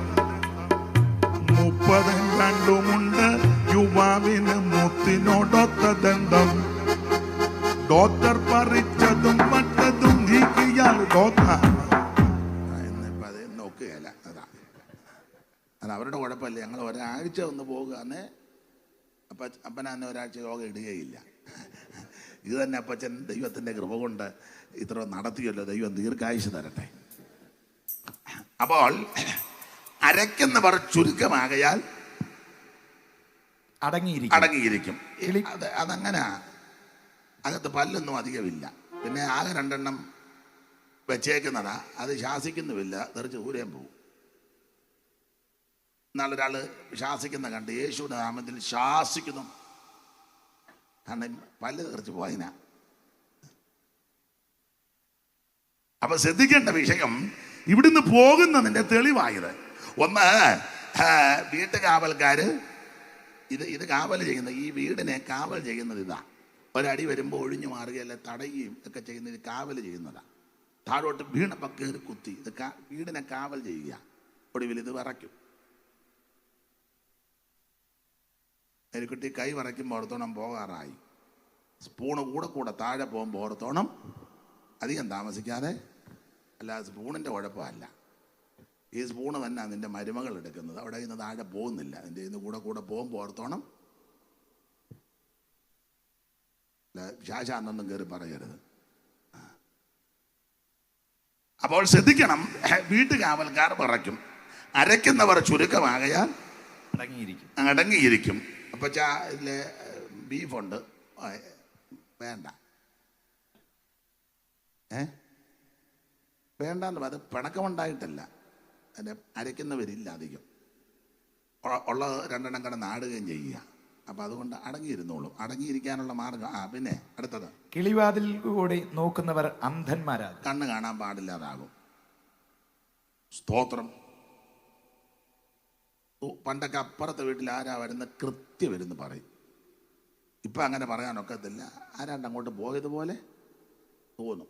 പണ്ട് വല്യപ്പൻ കസാര ഇരിക്കുക തിണ്ണേല് മരുമകൾ അടുക്കളയിലുണ്ട്. അപ്പം പെട്ടെന്ന് എടി ജാന്തമ്മേ, ആരാ ഇപ്പം അങ്ങോട്ട് പോയെന്ന്. ആരാ അപ്പച്ച? ആരും പോയില്ല അപ്പച്ച. ആര് പറഞ്ഞു ഇപ്പം അങ്ങോട്ടൊരുത്തം പോയത്? ആരാ? ഇല്ല അപ്പച്ച, ആരും പോയില്ല. ഹോ, ഇപ്പോഴല്ലേ ഓടി അങ്ങോട്ടൊരുത്തം പോയത്? അല്ല, ഇപ്പോഴല്ലേ ഒരാൾ അങ്ങോട്ട് പോയത്? ഇല്ല അപ്പച്ച, ആരും വന്നില്ല. കണ്ടമാനം ചോദിച്ചപ്പോൾ അവള് പറഞ്ഞു, ആ അപ്പച്ച അതോ, അത് പട്ടിയാ. ഉടനെ അപ്പച്ചൻ, പട്ടിയാന്നോടി കൈയിട്ട ബനിയനുമായിട്ട്?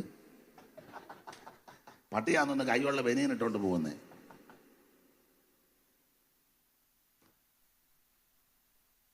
അപ്പോൾ കിളിമാതിരി കൂടി നോക്കുന്നവർ അന്ധന്മാരാകും. ഇതെന്ന് വെച്ചാൽ കണ്ണട മാറി മാറി വെക്കണം, ഇല്ലെങ്കിൽ പ്രശ്നമാണ്. ഇല്ലേ, വാക്യം വായിച്ചാൽ വരെ തെറ്റും, കാഴ്ചയ്ക്കും കുഴപ്പം വരും. പിന്നെ അടുത്തത്, തെരുവിലെ കതകുകൾ അടയും. തെരുവിലെ കതകുകൾ അടയും. പിന്നെ അരയ്ക്കുന്ന ശബ്ദം മന്ദമാകും. പതുക്കെ ഭക്ഷണം കൊടുത്താൽ പെട്ടെന്ന് കഴിക്കുകയില്ല, പതുക്കെ കഴിച്ചേച്ചേ. അതുകൊണ്ടായി വേഗം പ്രായമുള്ളവർക്ക് ആദ്യം കൊടുക്കുന്നത്. അത് പതുക്കെ വരുവുള്ളൂ, അല്ല പ്രായമുള്ളവരോട് പിണക്കം ഉണ്ടായിട്ടല്ല. സാധനമൊക്കെ വേഗം ആദ്യം പറയാം അപ്പച്ചനോ അമ്മച്ചിക്കോ പെട്ടെന്ന്. കാരണം അവർ പതുക്കെ നമ്മൾ കഴിക്കുമ്പോൾ സ്പീഡിൽ കഴിക്കാനൊക്കത്തില്ല. അവരെ അത് ആക്കുന്ന കണ്ട് അവരോട് ഇടപെടണം. അല്ല അനിച്ചക്കഞ്ഞ് കൊണ്ടത് പെട്ടെന്ന് കഴിക്കും പോകണമെന്ന് പറഞ്ഞാൽ. അപ്പോൾ അരയ്ക്കുന്ന ശബ്ദം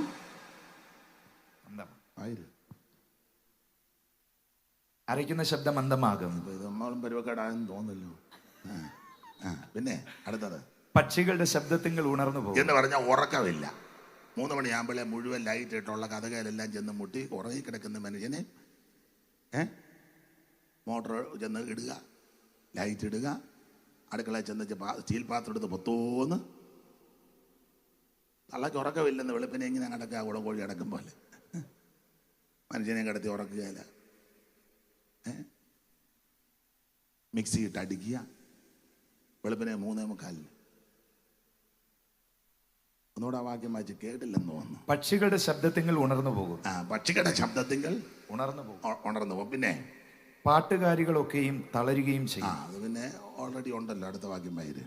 അന്നവർ കയറ്റത്തെ പേടിക്കും. പിന്നെ വഴിയിൽ ഭീതികൾ ഉള്ളതായി തോന്നും. ഒറ്റയ്ക്ക് പോകാനൊക്കെ ബുദ്ധിമുട്ടാ. പിന്നെ ബദാം വൃക്ഷം പൂക്കും. അതിപ്പോ അറിയത്തില്ല, കാരണം അഡ്ജസ്റ്റ് ചെയ്ത് വെച്ചേക്കുന്നുണ്ട്. പൂത്തതേതാ പൂക്കാത്തതാന്നൊന്നും 90 കഴിഞ്ഞെങ്കിലും പൂത്തതാണോ എന്ന് നമുക്കിപ്പോൾ അറിയത്തില്ല. അപ്പൊ അത് പിന്നെ പറയുന്നില്ല. അടുത്തത്,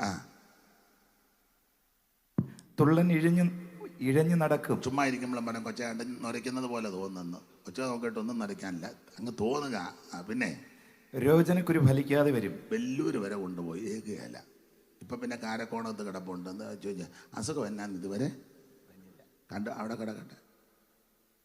രോചനക്കുരു ആയുർവേദം നോക്കുന്നു, അലോപ്പതി നോക്കുന്നു, ഹോമിയോ നോക്കുന്നു. ഒരാൾ പറഞ്ഞു യൂനാനി നോക്കിയെന്ന്. എന്ത് നോക്കിയിട്ട് ഒക്കുന്നില്ല, ഫലിക്കാതെ വരും രോചനക്കുരു. പിന്നെ മനുഷ്യൻ തന്റെ ശാശ്വത ഭവനത്തിലേക്ക് പോകും. പോകുന്നതിന്റെ മുൻ തെളിവുകളായതല്ല. അപ്പൊ ഒരു ദിവസം ഞാനും നിങ്ങളും മരിക്കും. ഉടവേയല്ല മരണം എന്നാർക്കറിയാം, ലേശവും ഇല്ല സമയം. ദൂരവേയല്ല മരണം എന്നാർക്കറിയാം, ലേശവും ഇല്ല സമയം. രാജാക്കന്മാർ വലിയ ധീരന്മാരായവനും, രാജാക്കന്മാർ വലിയ ധീരന്മാരായവനും, ധീരസാധുക്കളും ഈ ലോകം വെടിഞ്ഞു പോകും. ധീരസാധുക്കളും ഈ ലോകം വെടിഞ്ഞു പോകും. എപ്പോഴാണ് എൻ്റെ സോദര മൃത്യു വരുന്ന ഓർക്കായിലെന്തു കഷ്ടമേ. എപ്പോഴാണ് എൻ്റെ സോദര മൃത്യു വരുന്ന ഓർക്കായിലെന്ത് കഷ്ടമേ. അപ്പൊ ശ്രദ്ധിക്കുക, മനുഷ്യൻ തന്നെ ശ്വാസത ഭവനത്തിലേക്ക് പോകും. ഇന്ന് രാത്രി എന്നെ കേൾക്കുന്ന പ്രിയരെ, ഒരിക്കൽ മരിക്കും. ദൈവം വെച്ച വ്യവസ്ഥയാ. ഞാനും നിങ്ങളുമെല്ലാം ഈ വഴി കടന്നു പോകേണ്ടവരാ. ഇസ്രായേലിന്റെ മധുരഗായകനായ ദാവീദ് മരിക്കുന്നതിന് മുമ്പ് തൻ്റെ മകനാകുന്ന ശലോമോനെ വിളിച്ചു പറഞ്ഞൊരു പദപ്രയോഗമുണ്ട്. വായിച്ച പോലെ രാജാക്കന്മാരുടെ 1-ാം പുസ്തകം 2-ാം അധ്യായത്തിൻ്റെ 1-ാം വാക്യം. കാരണം ഈ വഴി പോകണമല്ലോ. അപ്പോൾ രാജാക്കന്മാരുടെ 1-ാം പുസ്തകം 2-ാം അധ്യായത്തിൻ്റെ 1-ാമത്തെ തിരുവെടുത്ത്. ദാവീദിന് മരണകാലം അടുത്തു വന്നപ്പോൾ അവൻ തന്റെ മകനായ ശലോമോനോട് കൽപ്പിച്ചത് എന്തെന്നാൽ, ഞാൻ സകല ഭൂവാസികളുടെയും വഴിയായി പോകുന്നു. അതാ ഈ വഴി എല്ലാരും പോകണം. സകല ഭൂവാസികളും ഈ വഴി പോയതാ. പടുക്കളെന്ന് പേരെടുത്ത പൂർവിക പ്രമാണികൾ കൊടുക്കുമെന്ന് സംഭവിച്ചു കേട്ട് കേൾവിയില്ലവോ അവരെല്ലാം ഈ വഴി പോയി. സമർത്ഥനായ സീസറും പ്രശസ്തനായ ഹോമറും സമത്വമറ്റ സോളമൻ തുടങ്ങിയുള്ള വിജ്ഞരും എല്ലാവരും ഈ വഴി. ജാൻസി റാണി ഈ വഴി പോയി. അന്നാരാ ഇവിടെ കൊയ്തരുമായിട്ട് മേരി നിൽക്കുന്ന പോകുകയല്ലെന്ന് പറഞ്ഞു. പൂലാൻ ദേവി ഈ വഴി പോയി. സകല എണ്ണവും പോയി. എന്തിനേറെ പ്രഗത്ഭന്മാരും പ്രശസ്തന്മാരും മത നേതാക്കന്മാരും സാമുദായിക നേതാക്കന്മാരും ഭരണ പരിഷ്കർത്താക്കളും എല്ലാം ഈ വഴി കടന്നുപോയി. എല്ലാവരും ഈ വഴി പോകണം. അമേരിക്കൻ പ്രസിഡന്റുമാരെല്ലാം ഈ വഴി പോയി. ഇന്ത്യയുടെ പ്രധാനമന്ത്രിമാർ മുൻപ് ഭരിച്ചവരെല്ലാം ഈ വഴി പോയി. ഈ കേരളത്തിൽ മുൻപ് ഭരിച്ച മുഖ്യമന്ത്രിമാരെല്ലാം ഈ വഴി പോയി. സകല ആൾക്കാരും രാജകുടുംബത്തിൽപ്പെട്ടവരെല്ലാം ഈ വഴി പോയി. ചിത്തിര തിരുനാൾ ഈ വഴി പോയെന്ന്. സകല ആൾക്കാർ ഒരു ദിവസം ഈ വഴി കടന്നു പോകണം.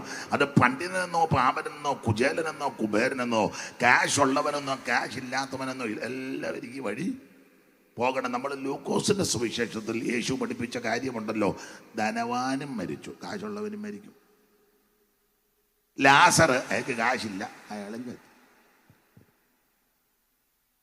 ഒരിക്കലേവനും മരിക്കും നിർണയം, ഒരുങ്ങെല്ലാവരും മരിപ്പാൻ. ഒരിക്കലേ ചിരിച്ചിരിക്കാന്നോ ജാകുവെന്ന കാര്യമാണ് പറയണേ. നീ എന്തോ കണ്ടിരിക്കുക മരിക്കുമെന്ന് പറഞ്ഞപ്പോൾ അവിടെ നീ ഇരിക്കുന്നു. അതോ പല്ല് പൊങ്ങിയിരിക്കുന്നതാണോ അങ്ങ് ചിരിക്കുന്നതാണോ? ഒരിക്കലേവനും മരിക്കും നിർണയം, ഒരുങ്ങെല്ലാവരും. ദരിദ്രൻ ധനികൻ വയസ്സൻ ശിശുവോ മരിക്കുന്നില്ലയോ ലോകേ. ദരിദ്രൻ ധനികൻ വയസ്സൻ ശിശുവോ മരിക്കുന്നില്ലയോ ലോകേ. അപ്പോൾ സകല ആൾക്കാരും ഈ വഴി കടന്നു പോകണം. ധനവാനും മരിച്ചു, ലാസറും മരിച്ചു. അപ്പോൾ മരണം എല്ലാവരെയും പിടികൂടും. കാശുള്ള ആളാ എന്നാൽ പിന്നെ കൊണ്ടുപോകുന്നില്ലെന്നില്ല, സകല ആൾക്കാരെയും വന്ന് കൊണ്ടുപോകും. സമയമില്ലെന്ന് പറഞ്ഞാലും ചെല്ലങ്ങ് ബിസിയാ. പണ്ട് ഒരു ഉപദേശി ലഘുലേഖ കൊടുക്കുക, പലർക്കും കൊടുത്ത് വന്നപ്പോൾ ഒരു വലിയ ബിസിനസ് മാനാണ്. അദ്ദേഹത്തിനും ഈ ലഘുലേഖ കൊടുക്കാൻ അദ്ദേഹം ഒരുങ്ങി വരുന്ന വഴിയിൽ നിന്നു. അദ്ദേഹം സൂട്ട് കേസുമൊക്കെ ആയിട്ട് വരിക. അപ്പോൾ ഈ ഉപദേശി എന്ന് ലഘുലേഖ കൊടുത്ത് പറഞ്ഞ് എന്നാന്ന് ചോദിച്ചു. ഇത് ലഘുലേഖ സുവിശേഷ പ്രതി, സമയമില്ല, വായിക്കാൻ നേരമില്ല, പോകാൻ പറഞ്ഞു. സമയമില്ല.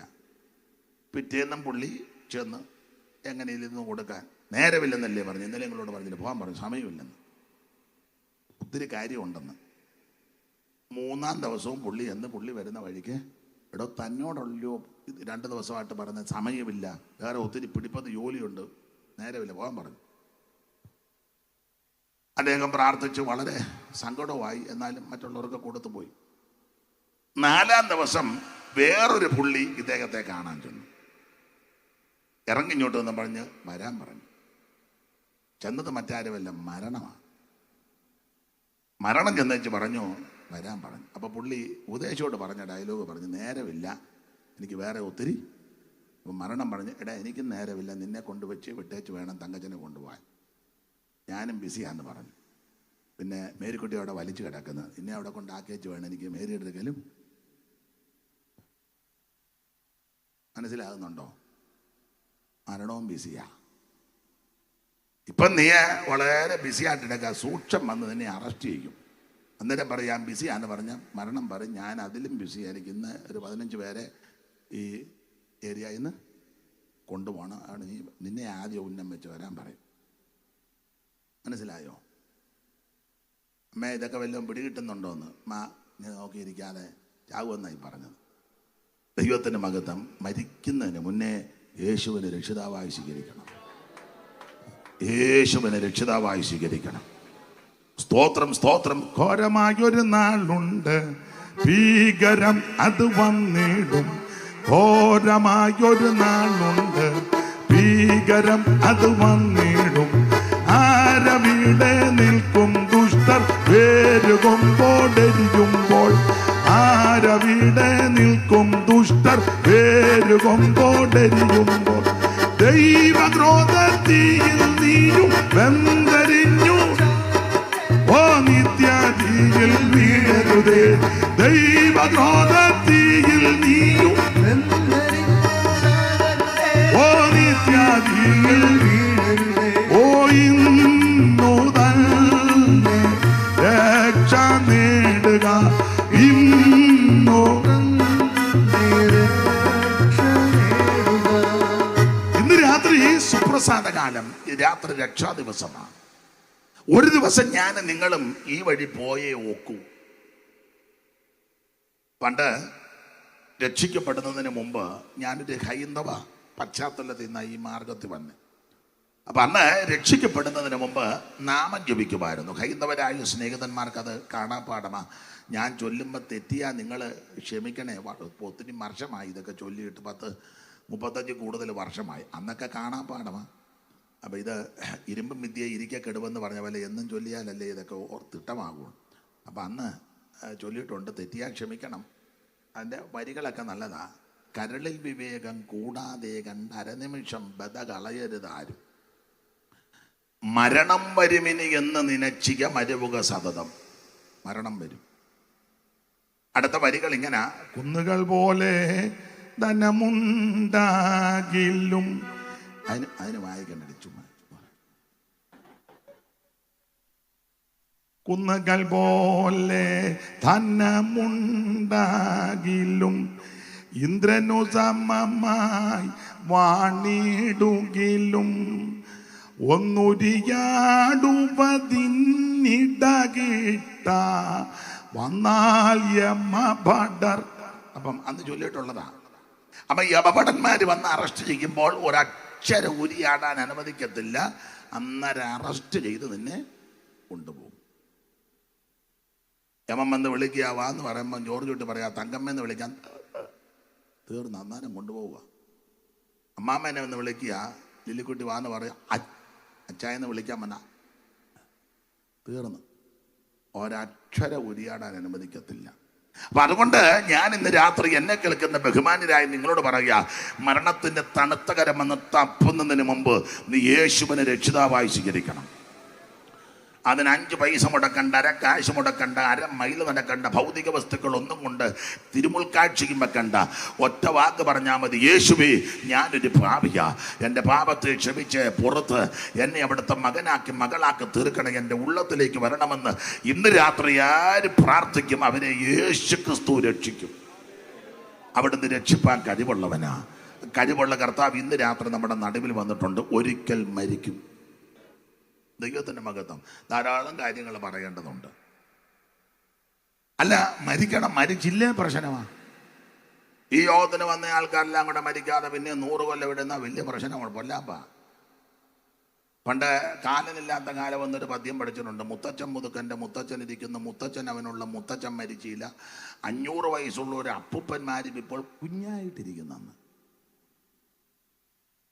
500 വയസ്സുള്ള ഒരു അപ്പൂപ്പന്മാരും ഇപ്പോൾ കുഞ്ഞായിട്ടിരിക്കുന്നു. അപ്പൂപ്പൻ അവർ കൊണ്ട് കഞ്ഞിക്കും വകയില്ല. അപ്പം മരിക്കാതിരുന്ന പ്രശ്നമാണ്. ഇരിക്കുന്ന ആൾക്കാരെല്ലാം കൊണ്ട് ചാകാതിരുന്ന ഇതിന് ആര് കഞ്ഞി കൊടുക്കും? ഇപ്പം തന്നെ ബുദ്ധിമുട്ടാണ്. 2 ചപ്പാത്തി അതിന് കറിയും കൊടുത്ത് പിന്നെ ഇരിക്കുമ്പോൾ തീർന്നു എഴുന്നേറ്റ് പോകാൻ പറയും. അല്ലേ വിളിച്ചാൽ കേൾക്കാത്ത പോലെ വെളിയിലോട്ടിറങ്ങി നമ്മളും കുറച്ച് നേരം പാത്രത്തെ താളം പിടിച്ചേച്ച് അല്ലേ.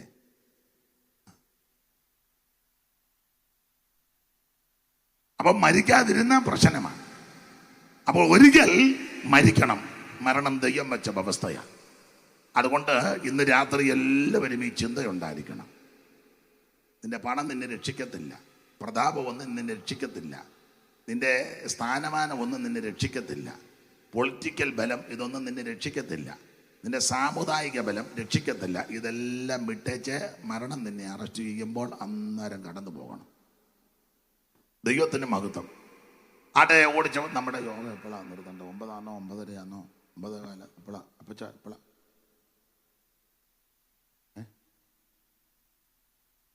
എന്നാ പെട്ടെന്ന് നിർത്താം. ഓടിച്ച് മുമ്പോട്ട് പോകാം. 1, മരണം ഒരിക്കൽ മരിക്കും. 2, ഒരു ന്യായവതിയുണ്ട്. ആ ന്യായവതി നടക്കുന്നതിന് മുമ്പ് ചെയ്യേണ്ട കാര്യമാണ് 3, യേശു ക്രിസ്തുവിനെ രക്ഷിതാവായി സ്വീകരിക്കണം. എന്ന് പറഞ്ഞാൽ യേശു ക്രിസ്തു നിങ്ങളുടെ പാപത്തിന്റെ പരിഹാരത്തിന് മരിച്ചു. ദൈവത്തിന് മഹത്വം.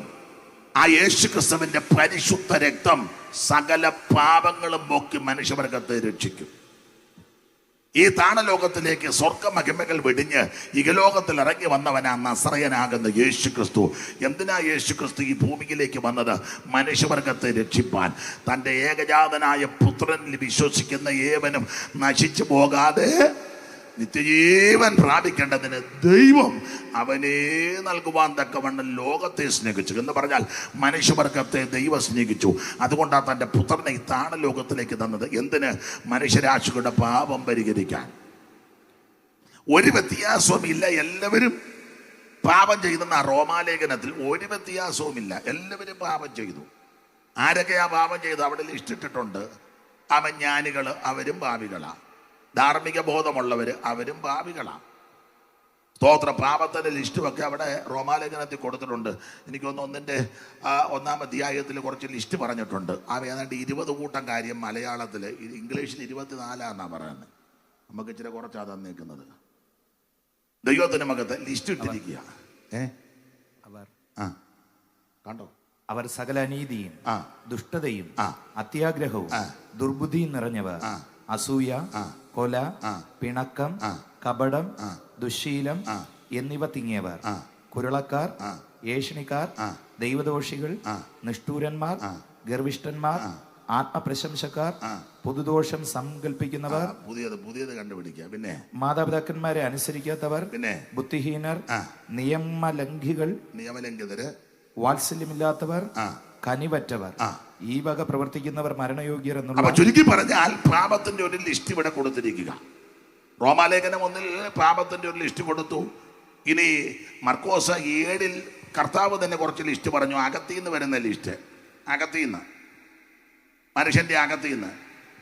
പിന്നെ തിമോഥയോസിന്റെ ലേഖനത്തിൽ അന്ത്യകാലത്തെ സംബന്ധിച്ച് ധാരാളം ലിസ്റ്റ്, വെളിപ്പാട് പുസ്തകത്തിൽ ലിസ്റ്റ് ഇട്ടിട്ടുണ്ട്. എല്ലാം ഇപ്പോൾ എടുപ്പിക്കുന്നില്ല. അപ്പോൾ മനുഷ്യൻ പാപികളാ, ഒരു വ്യത്യാസവുമില്ല. എല്ലാവരും പാപം ചെയ്തു. ആ പാപികളായ മനുഷ്യനെ രക്ഷിപ്പാനാണ് പാപമില്ലാത്ത യേശു ക്രിസ്തു സ്വർഗ മഹിമകൾ വെടിഞ്ഞ് ഈ താണലോകത്തിലേക്ക് ഇറങ്ങി വന്നത്.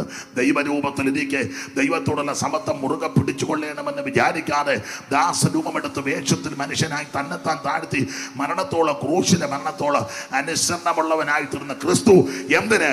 മനുഷ്യവർഗത്തിന്റെ പാപം പരിഹരിക്കാൻ. ആ യേശു ക്രിസ്തു മനുഷ്യവർഗത്തിന് വേണ്ടി മരിച്ചു. ദൈവത്തിന് മകത്ത് മരിച്ചതിന്റെ 2 വാക്യം ഒന്ന് വായിച്ചു.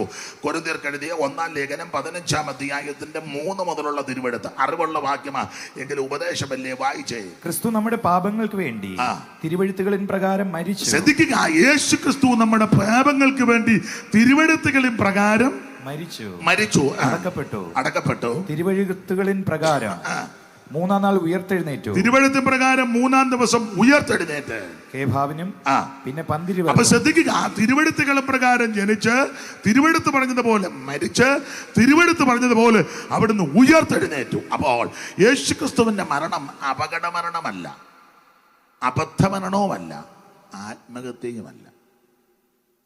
യേശുക്രിസ്തു മരിച്ചത് തിരുവെഴുത്ത് നേരത്തെ കുറിച്ചു വെച്ചതുപോലെ. എവിടെ മരിക്കും, എങ്ങനെ മരിക്കും, എപ്പോൾ മരിക്കും, ആര് കൊല്ലും, ഏത് വിധത്തിൽ മരിക്കും, ഇതെല്ലാം കർത്താവ് ജീവിച്ചിരുന്നപ്പോഴേ പറഞ്ഞിട്ടുണ്ട്. അവിടുന്ന് ജനിക്കുന്നതിന് മുന്നേ എഴുതിയും വെച്ചിട്ടുണ്ട്. മരണത്തിൽ സമ്പന്നന്മാരോട് കൂടുന്ന യെശയ്യാ പ്രവചനം 53. അതാ അരിമത്തിയിലെ യോസേപ്പിന്റെ ആരെയും വെക്കാത്ത കല്ലറയ്ക്കകത്ത് കൊണ്ടടക്കിയത്. ഇതെല്ലാം തിരുവെടുത്ത് പറഞ്ഞതുപോലെ. ഏത് വിധത്തിൽ മരിക്കും അതെല്ലാം അതുപോലെ മരിച്ചത്. അപ്പൊ തിരുവെടുത്ത് പറഞ്ഞതുപോലെ യേശു മരിച്ചത്. എന്തിന് യേശു മരിച്ചു?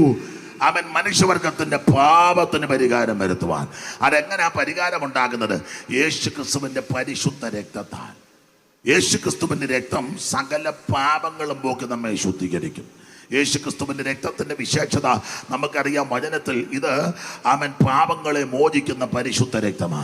മാത്രമല്ല ഇത് രോഗത്തെ സൗഖ്യമാക്കുന്ന പരിശുദ്ധ രക്തമാ. മാത്രമല്ല നിനക്ക് സമാധാനം നൽകി തരുന്ന രക്തമാണ് യേശുവിന്റെ രക്തം. മാറയെ മധുരിപ്പിക്കുന്ന രക്തം. ഈ രക്തം പുണ്യാക രക്തമാണ്, വിലയേറിയ രക്തമാണ്, സംസാരിക്കുന്ന രക്തമാണ്. ആട്ടുകൊറ്റന്മാരുടെ കാളക്കിടാക്കളുടെ രക്തവും മലിനപ്പെട്ടമേ തളിക്കുന്ന പശുഭസ്മം ജഡിക ശുദ്ധി വരുത്തുമ്പോൾ നിത്യാത്മാവിനാൽ പിതാവാം ദൈവത്തിന് തന്നെ താൻ നിഷ്കളങ്കനായി സമർപ്പിച്ച യേശു ക്രിസ്തുവിന്റെ പരിശുദ്ധ രക്തം ജീവനുള്ള ദൈവത്തെ ആരാധിക്കാൻ യോഗ്യരാക്കി. വെളിപ്പാട് പുസ്തകത്തിലേക്ക് വരുമ്പോൾ ഈ രക്തം നമുക്ക് ജയം തരുന്ന രക്തമാണ്. ഇന്ന് രാത്രി ആ രക്തത്തിന്റെ ശക്തി ഇവിടെ വ്യാപരിക്കുക. ഒറ്റ വാക്ക് പ്രാർത്ഥന: യേശുവേ, അവിടുത്തെ പരിശുദ്ധ രക്തം കൊണ്ട് എൻ്റെ പാപം ഒന്ന് കഴുകണം, എന്നെ ഒന്ന് ശുദ്ധീകരിക്കണം. ഇന്ന് രാത്രി ആര് പ്രാർത്ഥിക്കും അവരെ യേശു രക്ഷിക്കും, നിന്റെ പാപത്തെ മോചിക്കും. പാപമോചനത്തിന് 5 പൈസ കൊടുക്കണ്ട, അരി കൊടുക്കണ്ട, തുണി കൊടുക്കണ്ട, മണി കൊടുക്കണ്ട, ഏത്തക്കൊല കൊടുക്കണ്ട, പൂവങ്കൊല കൊടുക്കണ്ട, സ്വോത്രകാഴ്ച കൊടുക്കണ്ട, വെള്ളിരൂപ തൊട്ടിടണ്ട, നോട്ടിടണ്ട, 500-ൻ്റെ ഇടണ്ട, 1000-ൻ്റെ ഇടണ്ട. 1000 നിർത്തി, എന്നാലും 500-ൻ്റെ ഒന്ന് വിടണ്ട, 10 1 രൂപ പോലും കൊടുക്കണ്ട, ഒരു മെഴുകുതിരി പോലും കൊണ്ട് കത്തിക്കണ്ട. പാപം മോചിക്കാനേ ഒന്നും വേണ്ട. നിന്റെ പൂവൻ കോഴിയും വേണ്ട, വെടക്കോഴിയും വേണ്ട, ആടും പോത്തും കാളയും ഒന്നും വേണ്ട. കർത്താവിന് ആവശ്യമുണ്ട്, കാട്ടിലോട്ട് കയറിയാൽ പോരെ. സ്തോത്രം. 1000 തരത്തിലെ ജന്തുക്കൾ കാട്ടിക്കിടക്കുക. അന്നേരം നമ്മൾ ചൊരത്താത്തൊരു ആടിനെ ആയിട്ടുണ്ട് യേശുവിന്. 2 കോഴി, ദൈവത്തിന് 2 കോഴി ഉള്ള കാട്ടുകോഴി കിടന്നങ്ങനെ കശക്കുക കാട്ടിക്കിടന്ന്. അന്നേരം നമ്മുടെ വസന്ത വന്ന 2 ദൈവത്തിന് നിന്ന് ആവശ്യമില്ല. ദൈവത്തിന് നിന്നെ ആവശ്യം. നിന്റെ ഹൃദയത്തിൽ വസിക്കുവാൻ യേശു ഇഷ്ടപ്പെടുന്നു. ഇന്ന് രാത്രി ആത്മാർത്ഥമായി പ്രാർത്ഥിക്കുക: യേശുവേ, എൻ്റെ പാപത്തെ മോചിച്ച് എന്നെ അവിടുത്തെ മകളാക്കി മകനാക്കി തീർത്ത് എൻ്റെ ഉള്ളത്തിലേക്ക് വരണമെന്ന് ഇന്ന് രാത്രി പ്രാർത്ഥിക്ക്. യേശുവിൻ്റെ പരിശുദ്ധ രക്തം കൊണ്ട് നിന്റെ പാപങ്ങൾ മോചിച്ച് നിന്നെ ദൈവവൈതലാക്കി തീർക്കും. ശുദ്ധിക്കായി നീ യേശു സമീപേ പോയോ, കുളിച്ചോ കുഞ്ഞാട്ടിൻ രക്തത്തിൽ, പൂർണ്ണശ്രേയം ഈ നിമിഷം തൻ കൃപ തന്നിൽ ശുദ്ധിയായോ നീ. കുളിച്ചോ കുഞ്ഞാട്ടിൻ ആത്മശുദ്ധി നൽകും രക്തത്തിൽ, ഹിമം പോലെ കളങ്കമോ നീങ്ങി കുളിച്ചോ കുഞ്ഞാട്ടിൻ രക്തത്തിൽ. നമ്മൾ ഈ പാട്ട് പാടിയ അത്ര ശരിയല്ല. അത് CSIക്കാർ പാടിയെങ്കിൽ ഓക്കൂ. നമ്മളിവിടെ കിടന്ന് അലച്ചാലൊന്നും ഇത് പിന്നെ സന്തോഷം കൊണ്ടും സന്ദർഭം കൊണ്ടും അങ്ങ് പാടുക. അത് അവർക്ക് അതിൻ്റെ ചിട്ടയുണ്ട്. നമ്മുടെ ആൾക്കാർ പാട്ട് തെറ്റുമ്പോൾ മറുഭാഷ പറഞ്ഞു കളയും. അല്ല ഇതെല്ലാം കൂടെ അടിച്ച് പെരുപ്പിച്ച് ആകെ കൊന്തറാക്കൊള്ളി ഒപ്പിച്ച് വെക്കും. അപ്പോൾ അവർ നല്ല ചിട്ടയിൽ നല്ല കാര്യം നല്ലതാണെന്ന് പറയണ്ടായോ. പക്ഷേ പാട്ട് പാടുന്ന CSIക്കാരോട് പറയാം: നീ സ്വർഗത്തിൽ പോണേ രക്ഷിക്കപ്പെടണം. രക്ഷിക്കപ്പെട്ട് ധ്യാനപ്പെട്ട് അഭിഷേകം പ്രാപിച്ച് വേർപാടും പാലിക്കണം. ഇല്ലേ പാടി ഇതിലേക്കൊണ്ട് നടക്കണം. കുളിച്ചോ ഇത് ഇച്ചിരി ഒന്ന് താക്കണം. കുളിച്ചോ കുഞ്ഞാട്ടിൻ ആത്മശുദ്ധി നൽകും രക്തത്തിൽ, ഹിമം പോൽ കളങ്കമോ നിന്നങ്കി. കുളിച്ചോ കുഞ്ഞാട്ടിൻ, കുളിച്ചോ കുഞ്ഞാട്ടിൻ പാപശുദ്ധി നൽകും രക്തത്തിൽ ഹിമം പോൽ നിഷ്കളങ്കമോ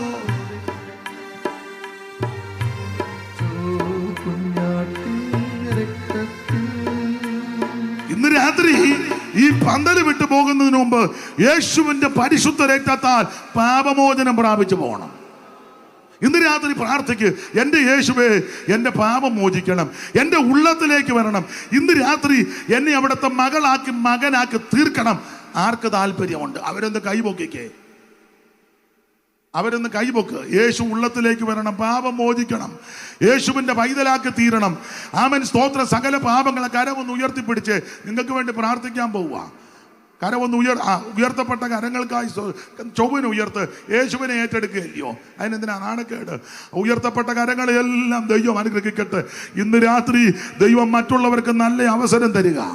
ഇന്ന് രാത്രി ദൈവം നിനക്ക് അവസരം തരിക. ഈ അവസരം നഷ്ടപ്പെടുത്തി കളയരുത്. യേശു നിന്നെ രക്ഷിക്കും. അപ്പൊ ശ്രദ്ധിക്കുക, ഒന്ന്, ഒരിക്കലൊരു മരണം. രണ്ട്, ന്യായവതിയുണ്ട്. ആ ന്യായവതിക്ക് മുമ്പ് യേശുവിനെ രക്ഷിതാവായി സ്വീകരിക്കണം. യേശു സകല മനുഷ്യന്റെ പാപത്തിന് പരിഹാരം വരുത്തുവാൻ മരിച്ചു. ആ യേശുവിനെ ഉള്ളത്തിൽ ഏറ്റെടുത്തവരോടും എടുക്കാത്തവരോടും പറയാനുള്ള ദൂത ഒരു ന്യായവതിയുണ്ട്. ദൈവമക്കളോട് പറയാം, ദൈവമക്കൾക്ക് ന്യായവതിയുണ്ട്. അല്ലെ, ദൈവമക്കൾക്കാണല്ലോ ന്യായവതി. മറ്റുള്ളവർക്ക് ന്യായവതിയില്ല, മറ്റുള്ളവർക്ക് ശിക്ഷാവിധിയാ. നമുക്ക് ആ ന്യായവിധി. ഒരിക്കൽ മരിക്കുകയും പിന്നെ ന്യായവിധി. ദൈവം അങ്ങനെ ഒന്നുകൂടെ വായിച്ചു. ഒരിക്കൽ മരിക്കുകയും പിന്നെ ന്യായവിധിയും മനുഷ്യർക്ക് നിയമിച്ചിരിക്കുക. അപ്പൊ ഇത് നമുക്ക് നിയമിച്ചു വച്ചിരിക്കുക. നാം എല്ലാം ക്രിസ്തുവിന്റെ ന്യായാസനത്തിന്റെ മുമ്പിൽ ചെന്ന് നിൽക്കണം. അവൻ ന്യായം വിധിക്കും. എന്തുവാ ഈ ന്യായവിധി? ന്യായവിധി എന്ന് പറഞ്ഞാൽ ന്യായമായ, അത്രേ ഉള്ളൂ. അതെന്തുവാ? പണ്ടൊരുത്തനോട് ചോദിച്ചു, എന്തുവാ ന്യായമായ വിധി?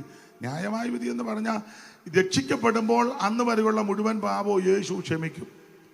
എന്നാൽ രക്ഷിക്കപ്പെട്ടതിന് ശേഷം മരണം വരെ, അല്ലെ കർത്താവിന്റെ വരവ് വരെ ചെയ്തതും പ്രവർത്തിച്ചതുമെല്ലാം അവിടെ ചെല്ലുമ്പോൾ ന്യായം വിധിക്കും.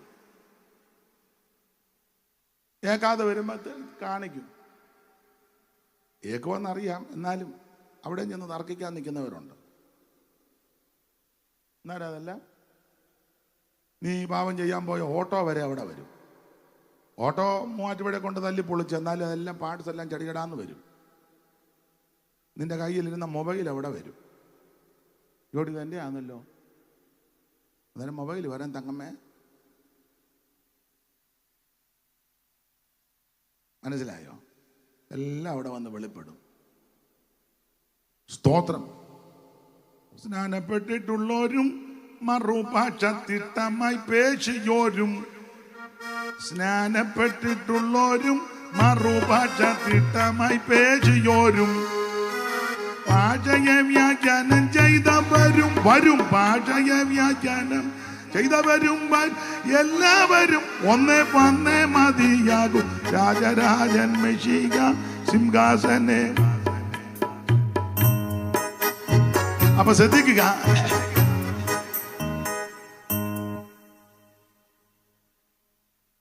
കളിയാക്കുകയാണോ അതോ? സകല ആൾക്കാരും അവൻ ന്യായാസനത്തിന്റെ മുമ്പിൽ നിന്ന് ന്യായം ബോധിപ്പിക്കണം. ദൈവത്തിന്റെ മഹത്വം ഞാൻ അധികം വിവരിക്കുന്നില്ല.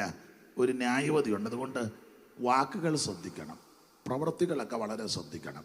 ഇടപാട്, കൊടുക്കുവാങ്ങല്, സംസാരം, സഹകരണം, ജീവിതം വളരെ ശ്രദ്ധിച്ചോണം. ഒരു ന്യായവതിയുണ്ട്. അവനവന് ശരീരത്തിരിക്കുമ്പോൾ ചെയ്യുന്നത് നല്ലതാകലും തീയതാകലും അതിന് തക്കവണ്ണം പ്രാപിക്കാൻ നാം എല്ലാവരും ക്രിസ്തുവിൻ്റെ ഒരു ന്യായവിധി ഉണ്ടെന്നുള്ള കാര്യം മറക്കരുത്. സകല വിഷയത്തിനും സംസാരത്തിൽ ദൈവം ന്യായം വിധിക്കും, പ്രവർത്തിക്കും ചെയ്വനിക്കുമെല്ലാം ദൈവം ന്യായം വിധിക്കും. സകല വിഷയത്തിനും ദൈവം ന്യായം വിധിക്കും. ഒരു ന്യായവിധി ഉണ്ടെന്ന് മറന്നു പോകരുത്. ഞാൻ എൻ്റെ വാക്കുകൾ നിർത്തുക. ഒന്ന്, മരണം. രണ്ട്, യേശു പാപം പരിഹരിക്കുവാൻ നമുക്ക് വേണ്ടി മരിച്ചു. യേശുവിനെ ഉള്ളത്തിൽ ഏറ്റെടുക്കണം. മൂന്ന്, ഒരു ന്യായവിധിയുണ്ട്. നാലാമത് കൊടുത്തിരിക്കുന്നത് യേശു ക്രിസ്തു വീണ്ടും വരും. തനിക്കായി കാത്തു നിൽക്കുന്നവരുടെ രക്ഷയ്ക്കായി അവിടുന്ന് പാപം കൂടാതെ രണ്ടാമതും പ്രത്യക്ഷപ്പെടും. ഈ രണ്ടാമതും പ്രത്യക്ഷപ്പെടും എന്നുള്ള പ്രയോഗം വരുമ്പോൾ ഒന്നാമത് പ്രത്യക്ഷപ്പെട്ടു. 26 വാക്യം വായിച്ചേ. ഒന്നാമത് പ്രത്യക്ഷപ്പെട്ടത് 9:26. അങ്ങനെയായാൽ ലോകസ്ഥാപനം മുതൽക്ക് അവൻ പലപ്പോഴും കഷ്ടമനുഭവിക്കേണ്ടിയിരുന്നു.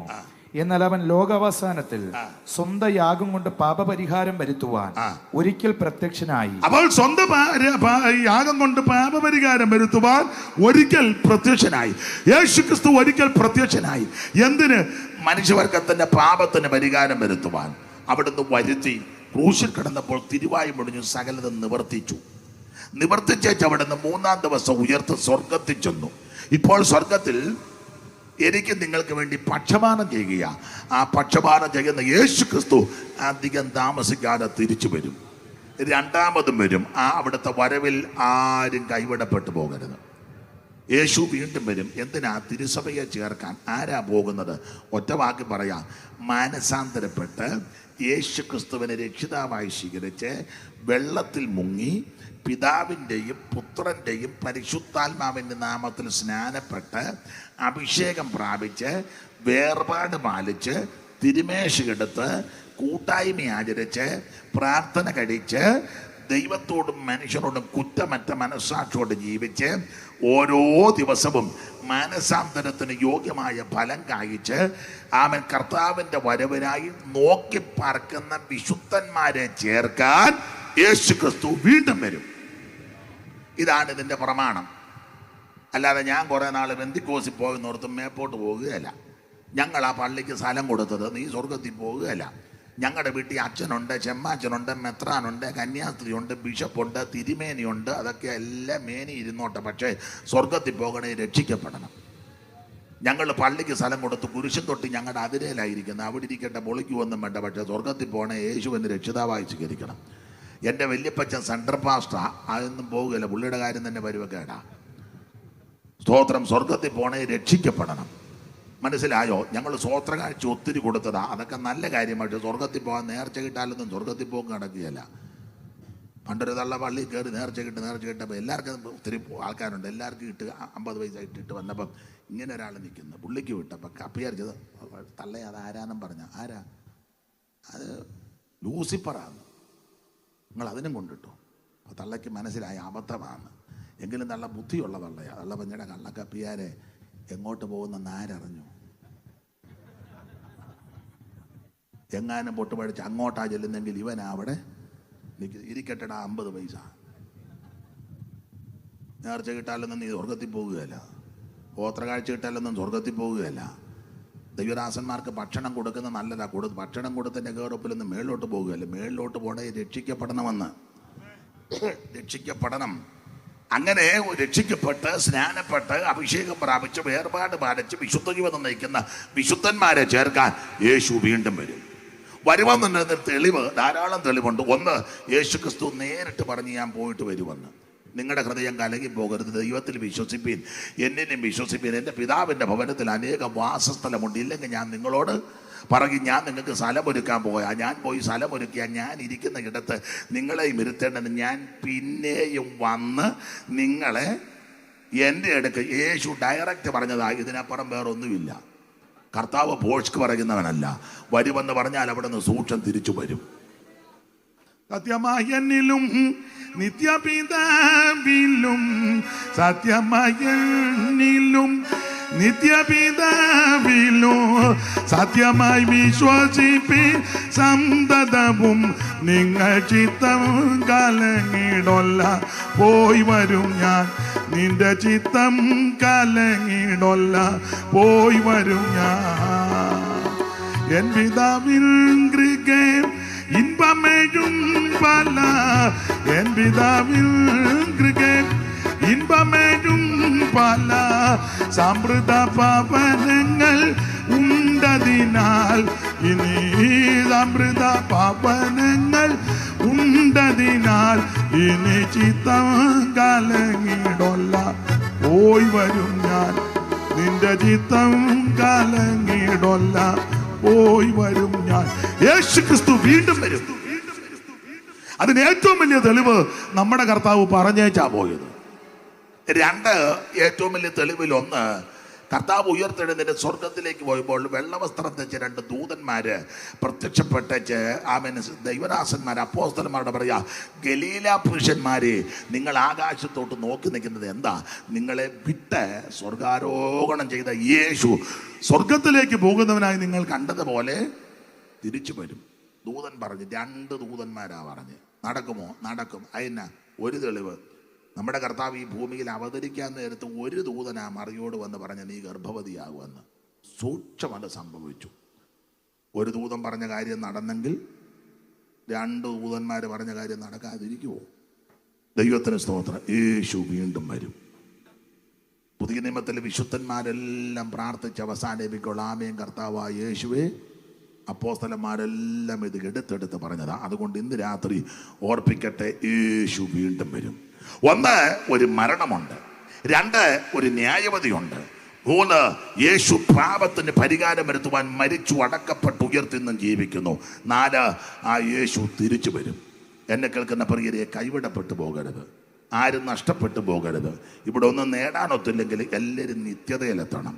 ഒരു കുഞ്ഞുങ്ങൾ പോലും കൈവിടപ്പെട്ടു പോകരുത്. കണ്ണടയ്ക്കാൻ പ്രാർത്ഥിക്കുക. ഇന്ന് രാത്രി കർത്താവിൻ്റെ വരവിനായി നമുക്കൊന്ന് ഒരുങ്ങുവാൻ, കർത്താവിൻ്റെ വരവിൽ കൈവിടപ്പെടാതെ ചേർത്ത് കൊള്ളപ്പെടുവാൻ എല്ലാവരും അല്പസമയം ദൈവത്തെ സ്തുതിച്ചാട്ടെ. ദൈവത്തിൻ്റെ മഹത്വം, ദൈവത്തിൻ്റെ മഹത്വം. എല്ലാവരും കർത്താവിൻ്റെ മഹത്വം കൊടുത്താട്ടെ. ആ പഴയ പാട്ടിൻ്റെ 2 ചരണങ്ങൾ കൈയടിച്ച് പാടി നമുക്കങ്ങ് പിരിയാ. ഇരുന്നുകൊണ്ട് പാടിയാൽ മതി. എഴുന്നേറ്റ് നിന്ന് പാടണ്ട. എഴുന്നേറ്റ് നിന്ന് പാടാൻ പറഞ്ഞാൽ ഓരോരുത്തർ ഇറങ്ങിപ്പോകും. ഗേറ്റ് അടുത്തായതുകൊണ്ട് അത്യാവശ്യക്കാരിൽ ഇറങ്ങിപ്പോകണേ പൊക്കൂ. അപ്പോൾ എനിക്കൊന്ന് കാണുകയും ചെയ്യും ആരാ പോകുന്നെന്ന്. അല്ലാത്തവർ ഇരുന്നുകൊണ്ടങ്ങ് പാടിയാൽ മതി. അത്യാവശ്യമുള്ളൊരു പൊക്കോ, കുഴപ്പമൊന്നുമില്ല. അപ്പോൾ എനിക്കൊന്ന് കാണാമല്ലോ, നമുക്ക് പരിചയമുള്ള വലിയൊരു ആണെങ്കിൽ. അപ്പൊ ഇരുന്നുകൊണ്ട് പാടിയാൽ മതി. 2 ചീല്. കർത്താവുതൻ ഗംഭീരനാദത്തോടും പ്രധാന ദൈവ ഭൂദർശത്തോടും കർത്താവുതൻ ഗംഭീരനാദത്തോടും കൈയടിച്ചു ചേർന്ന് പ്രധാന ദൈവ ഭൂദർശത്തോടും സ്വർഗത്തിൽ നിന്നിറങ്ങി വന്നിടുമ്പോൾ, സ്വർഗത്തിൽ നിന്നിറങ്ങി വന്നിടുമ്പോൾ എത്രയോ സന്തോഷം, എത്രയോ സന്തോഷം, എത്രയോ സന്തോഷം. മധ്യാകാശത്തിൽ എത്രയോ സന്തോഷം, എത്രയോ സന്തോഷം, എത്രയോ സന്തോഷം. മധ്യാകാശത്തിൽ ഓ മണ്ണിൽ ഉറങ്ങിടുന്ന ശുദ്ധിമാന്മാർ കാകേളനാദം കേൾക്കുന്ന മാതയിൽ, ഓ മണ്ണിൽ ഉറങ്ങിടുന്ന ശുദ്ധിമാന്മാർ കാകേളനാദം കേൾക്കുന്ന മാത്രയിൽ, ഓ പെട്ടെന്നുയർന്നു വാനിൽ ചേർന്നിടുമേ, പെട്ടെന്നുയർന്നു വാനിൽ ചേർന്നിടുമേ. തീരാത്ത സന്തോഷം, തീരാത്ത സന്തോഷം, തീരാത്ത സന്തോഷം പ്രാപിക്കുമാറ്. ഓ തീരാത്ത സന്തോഷം, തീരാത്ത സന്തോഷം, തീരാത്ത സന്തോഷം പ്രാപിക്കുമാറ്. രാജത്വം പ്രാപിച്ചു താൻ ആയിരമാണ്ട് പണം വന്നിടുമ്പോൾ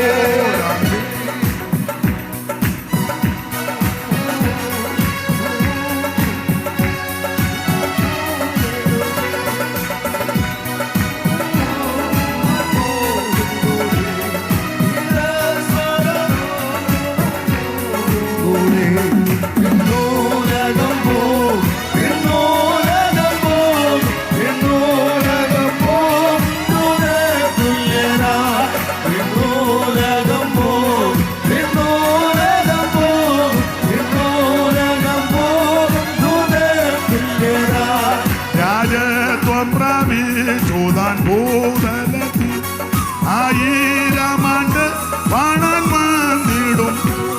രാജത്വം പ്രാപിച്ചു താൻ ഭൂതലത്തിൽ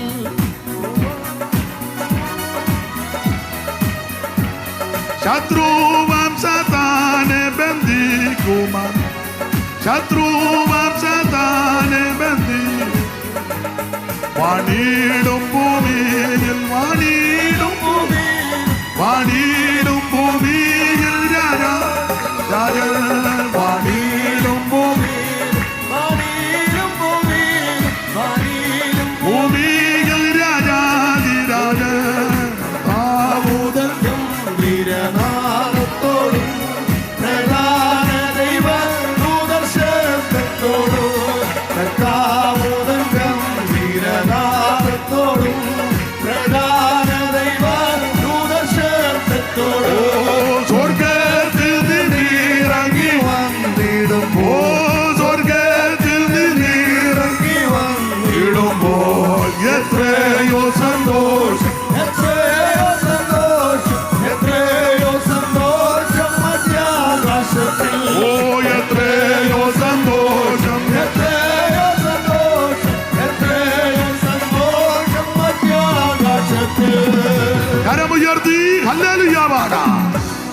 ഒരിക്കൽ കൂടി ഹല്ലേലൂയ പാടാം.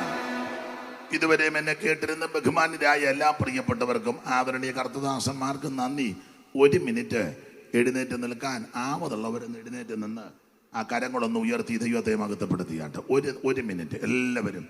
ഇന്നും എന്നേക്കും വേർപിരിയാതെ ക്രിസ്തുവിൻ കൂടെ പാർക്കും നമ്മൾ. കരങ്ങൾ വീശി. ഇന്നും എന്നേക്കും കരങ്ങൾ വീശി കൂടെ പാർക്കും നമ്മൾ. ജനമേ, യഹോവ നിങ്ങളെ അനുഗ്രഹിച്ച് കാക്കുമാറാകട്ടെ. യഹോവ തിരുമകൻ നിങ്ങളുടെ മേൽ പ്രകാശിപ്പിച്ച് നിങ്ങളോട് കൃപയുള്ളവനാകട്ടെ. യഹോവ തിരുമകൻ നിങ്ങളുടെ മേൽ ഉയർത്തി നിങ്ങൾക്ക് സമാധാനം നൽകുമാറാകട്ടെ. ആമേൻ. കരമുയർത്തി ഹല്ലേലൂയ പാടാം. ഒരിക്കൽ കൂടി ഹല്ലേലൂയ പാടാം. എല്ലാവർക്കും ഇരിക്കാം.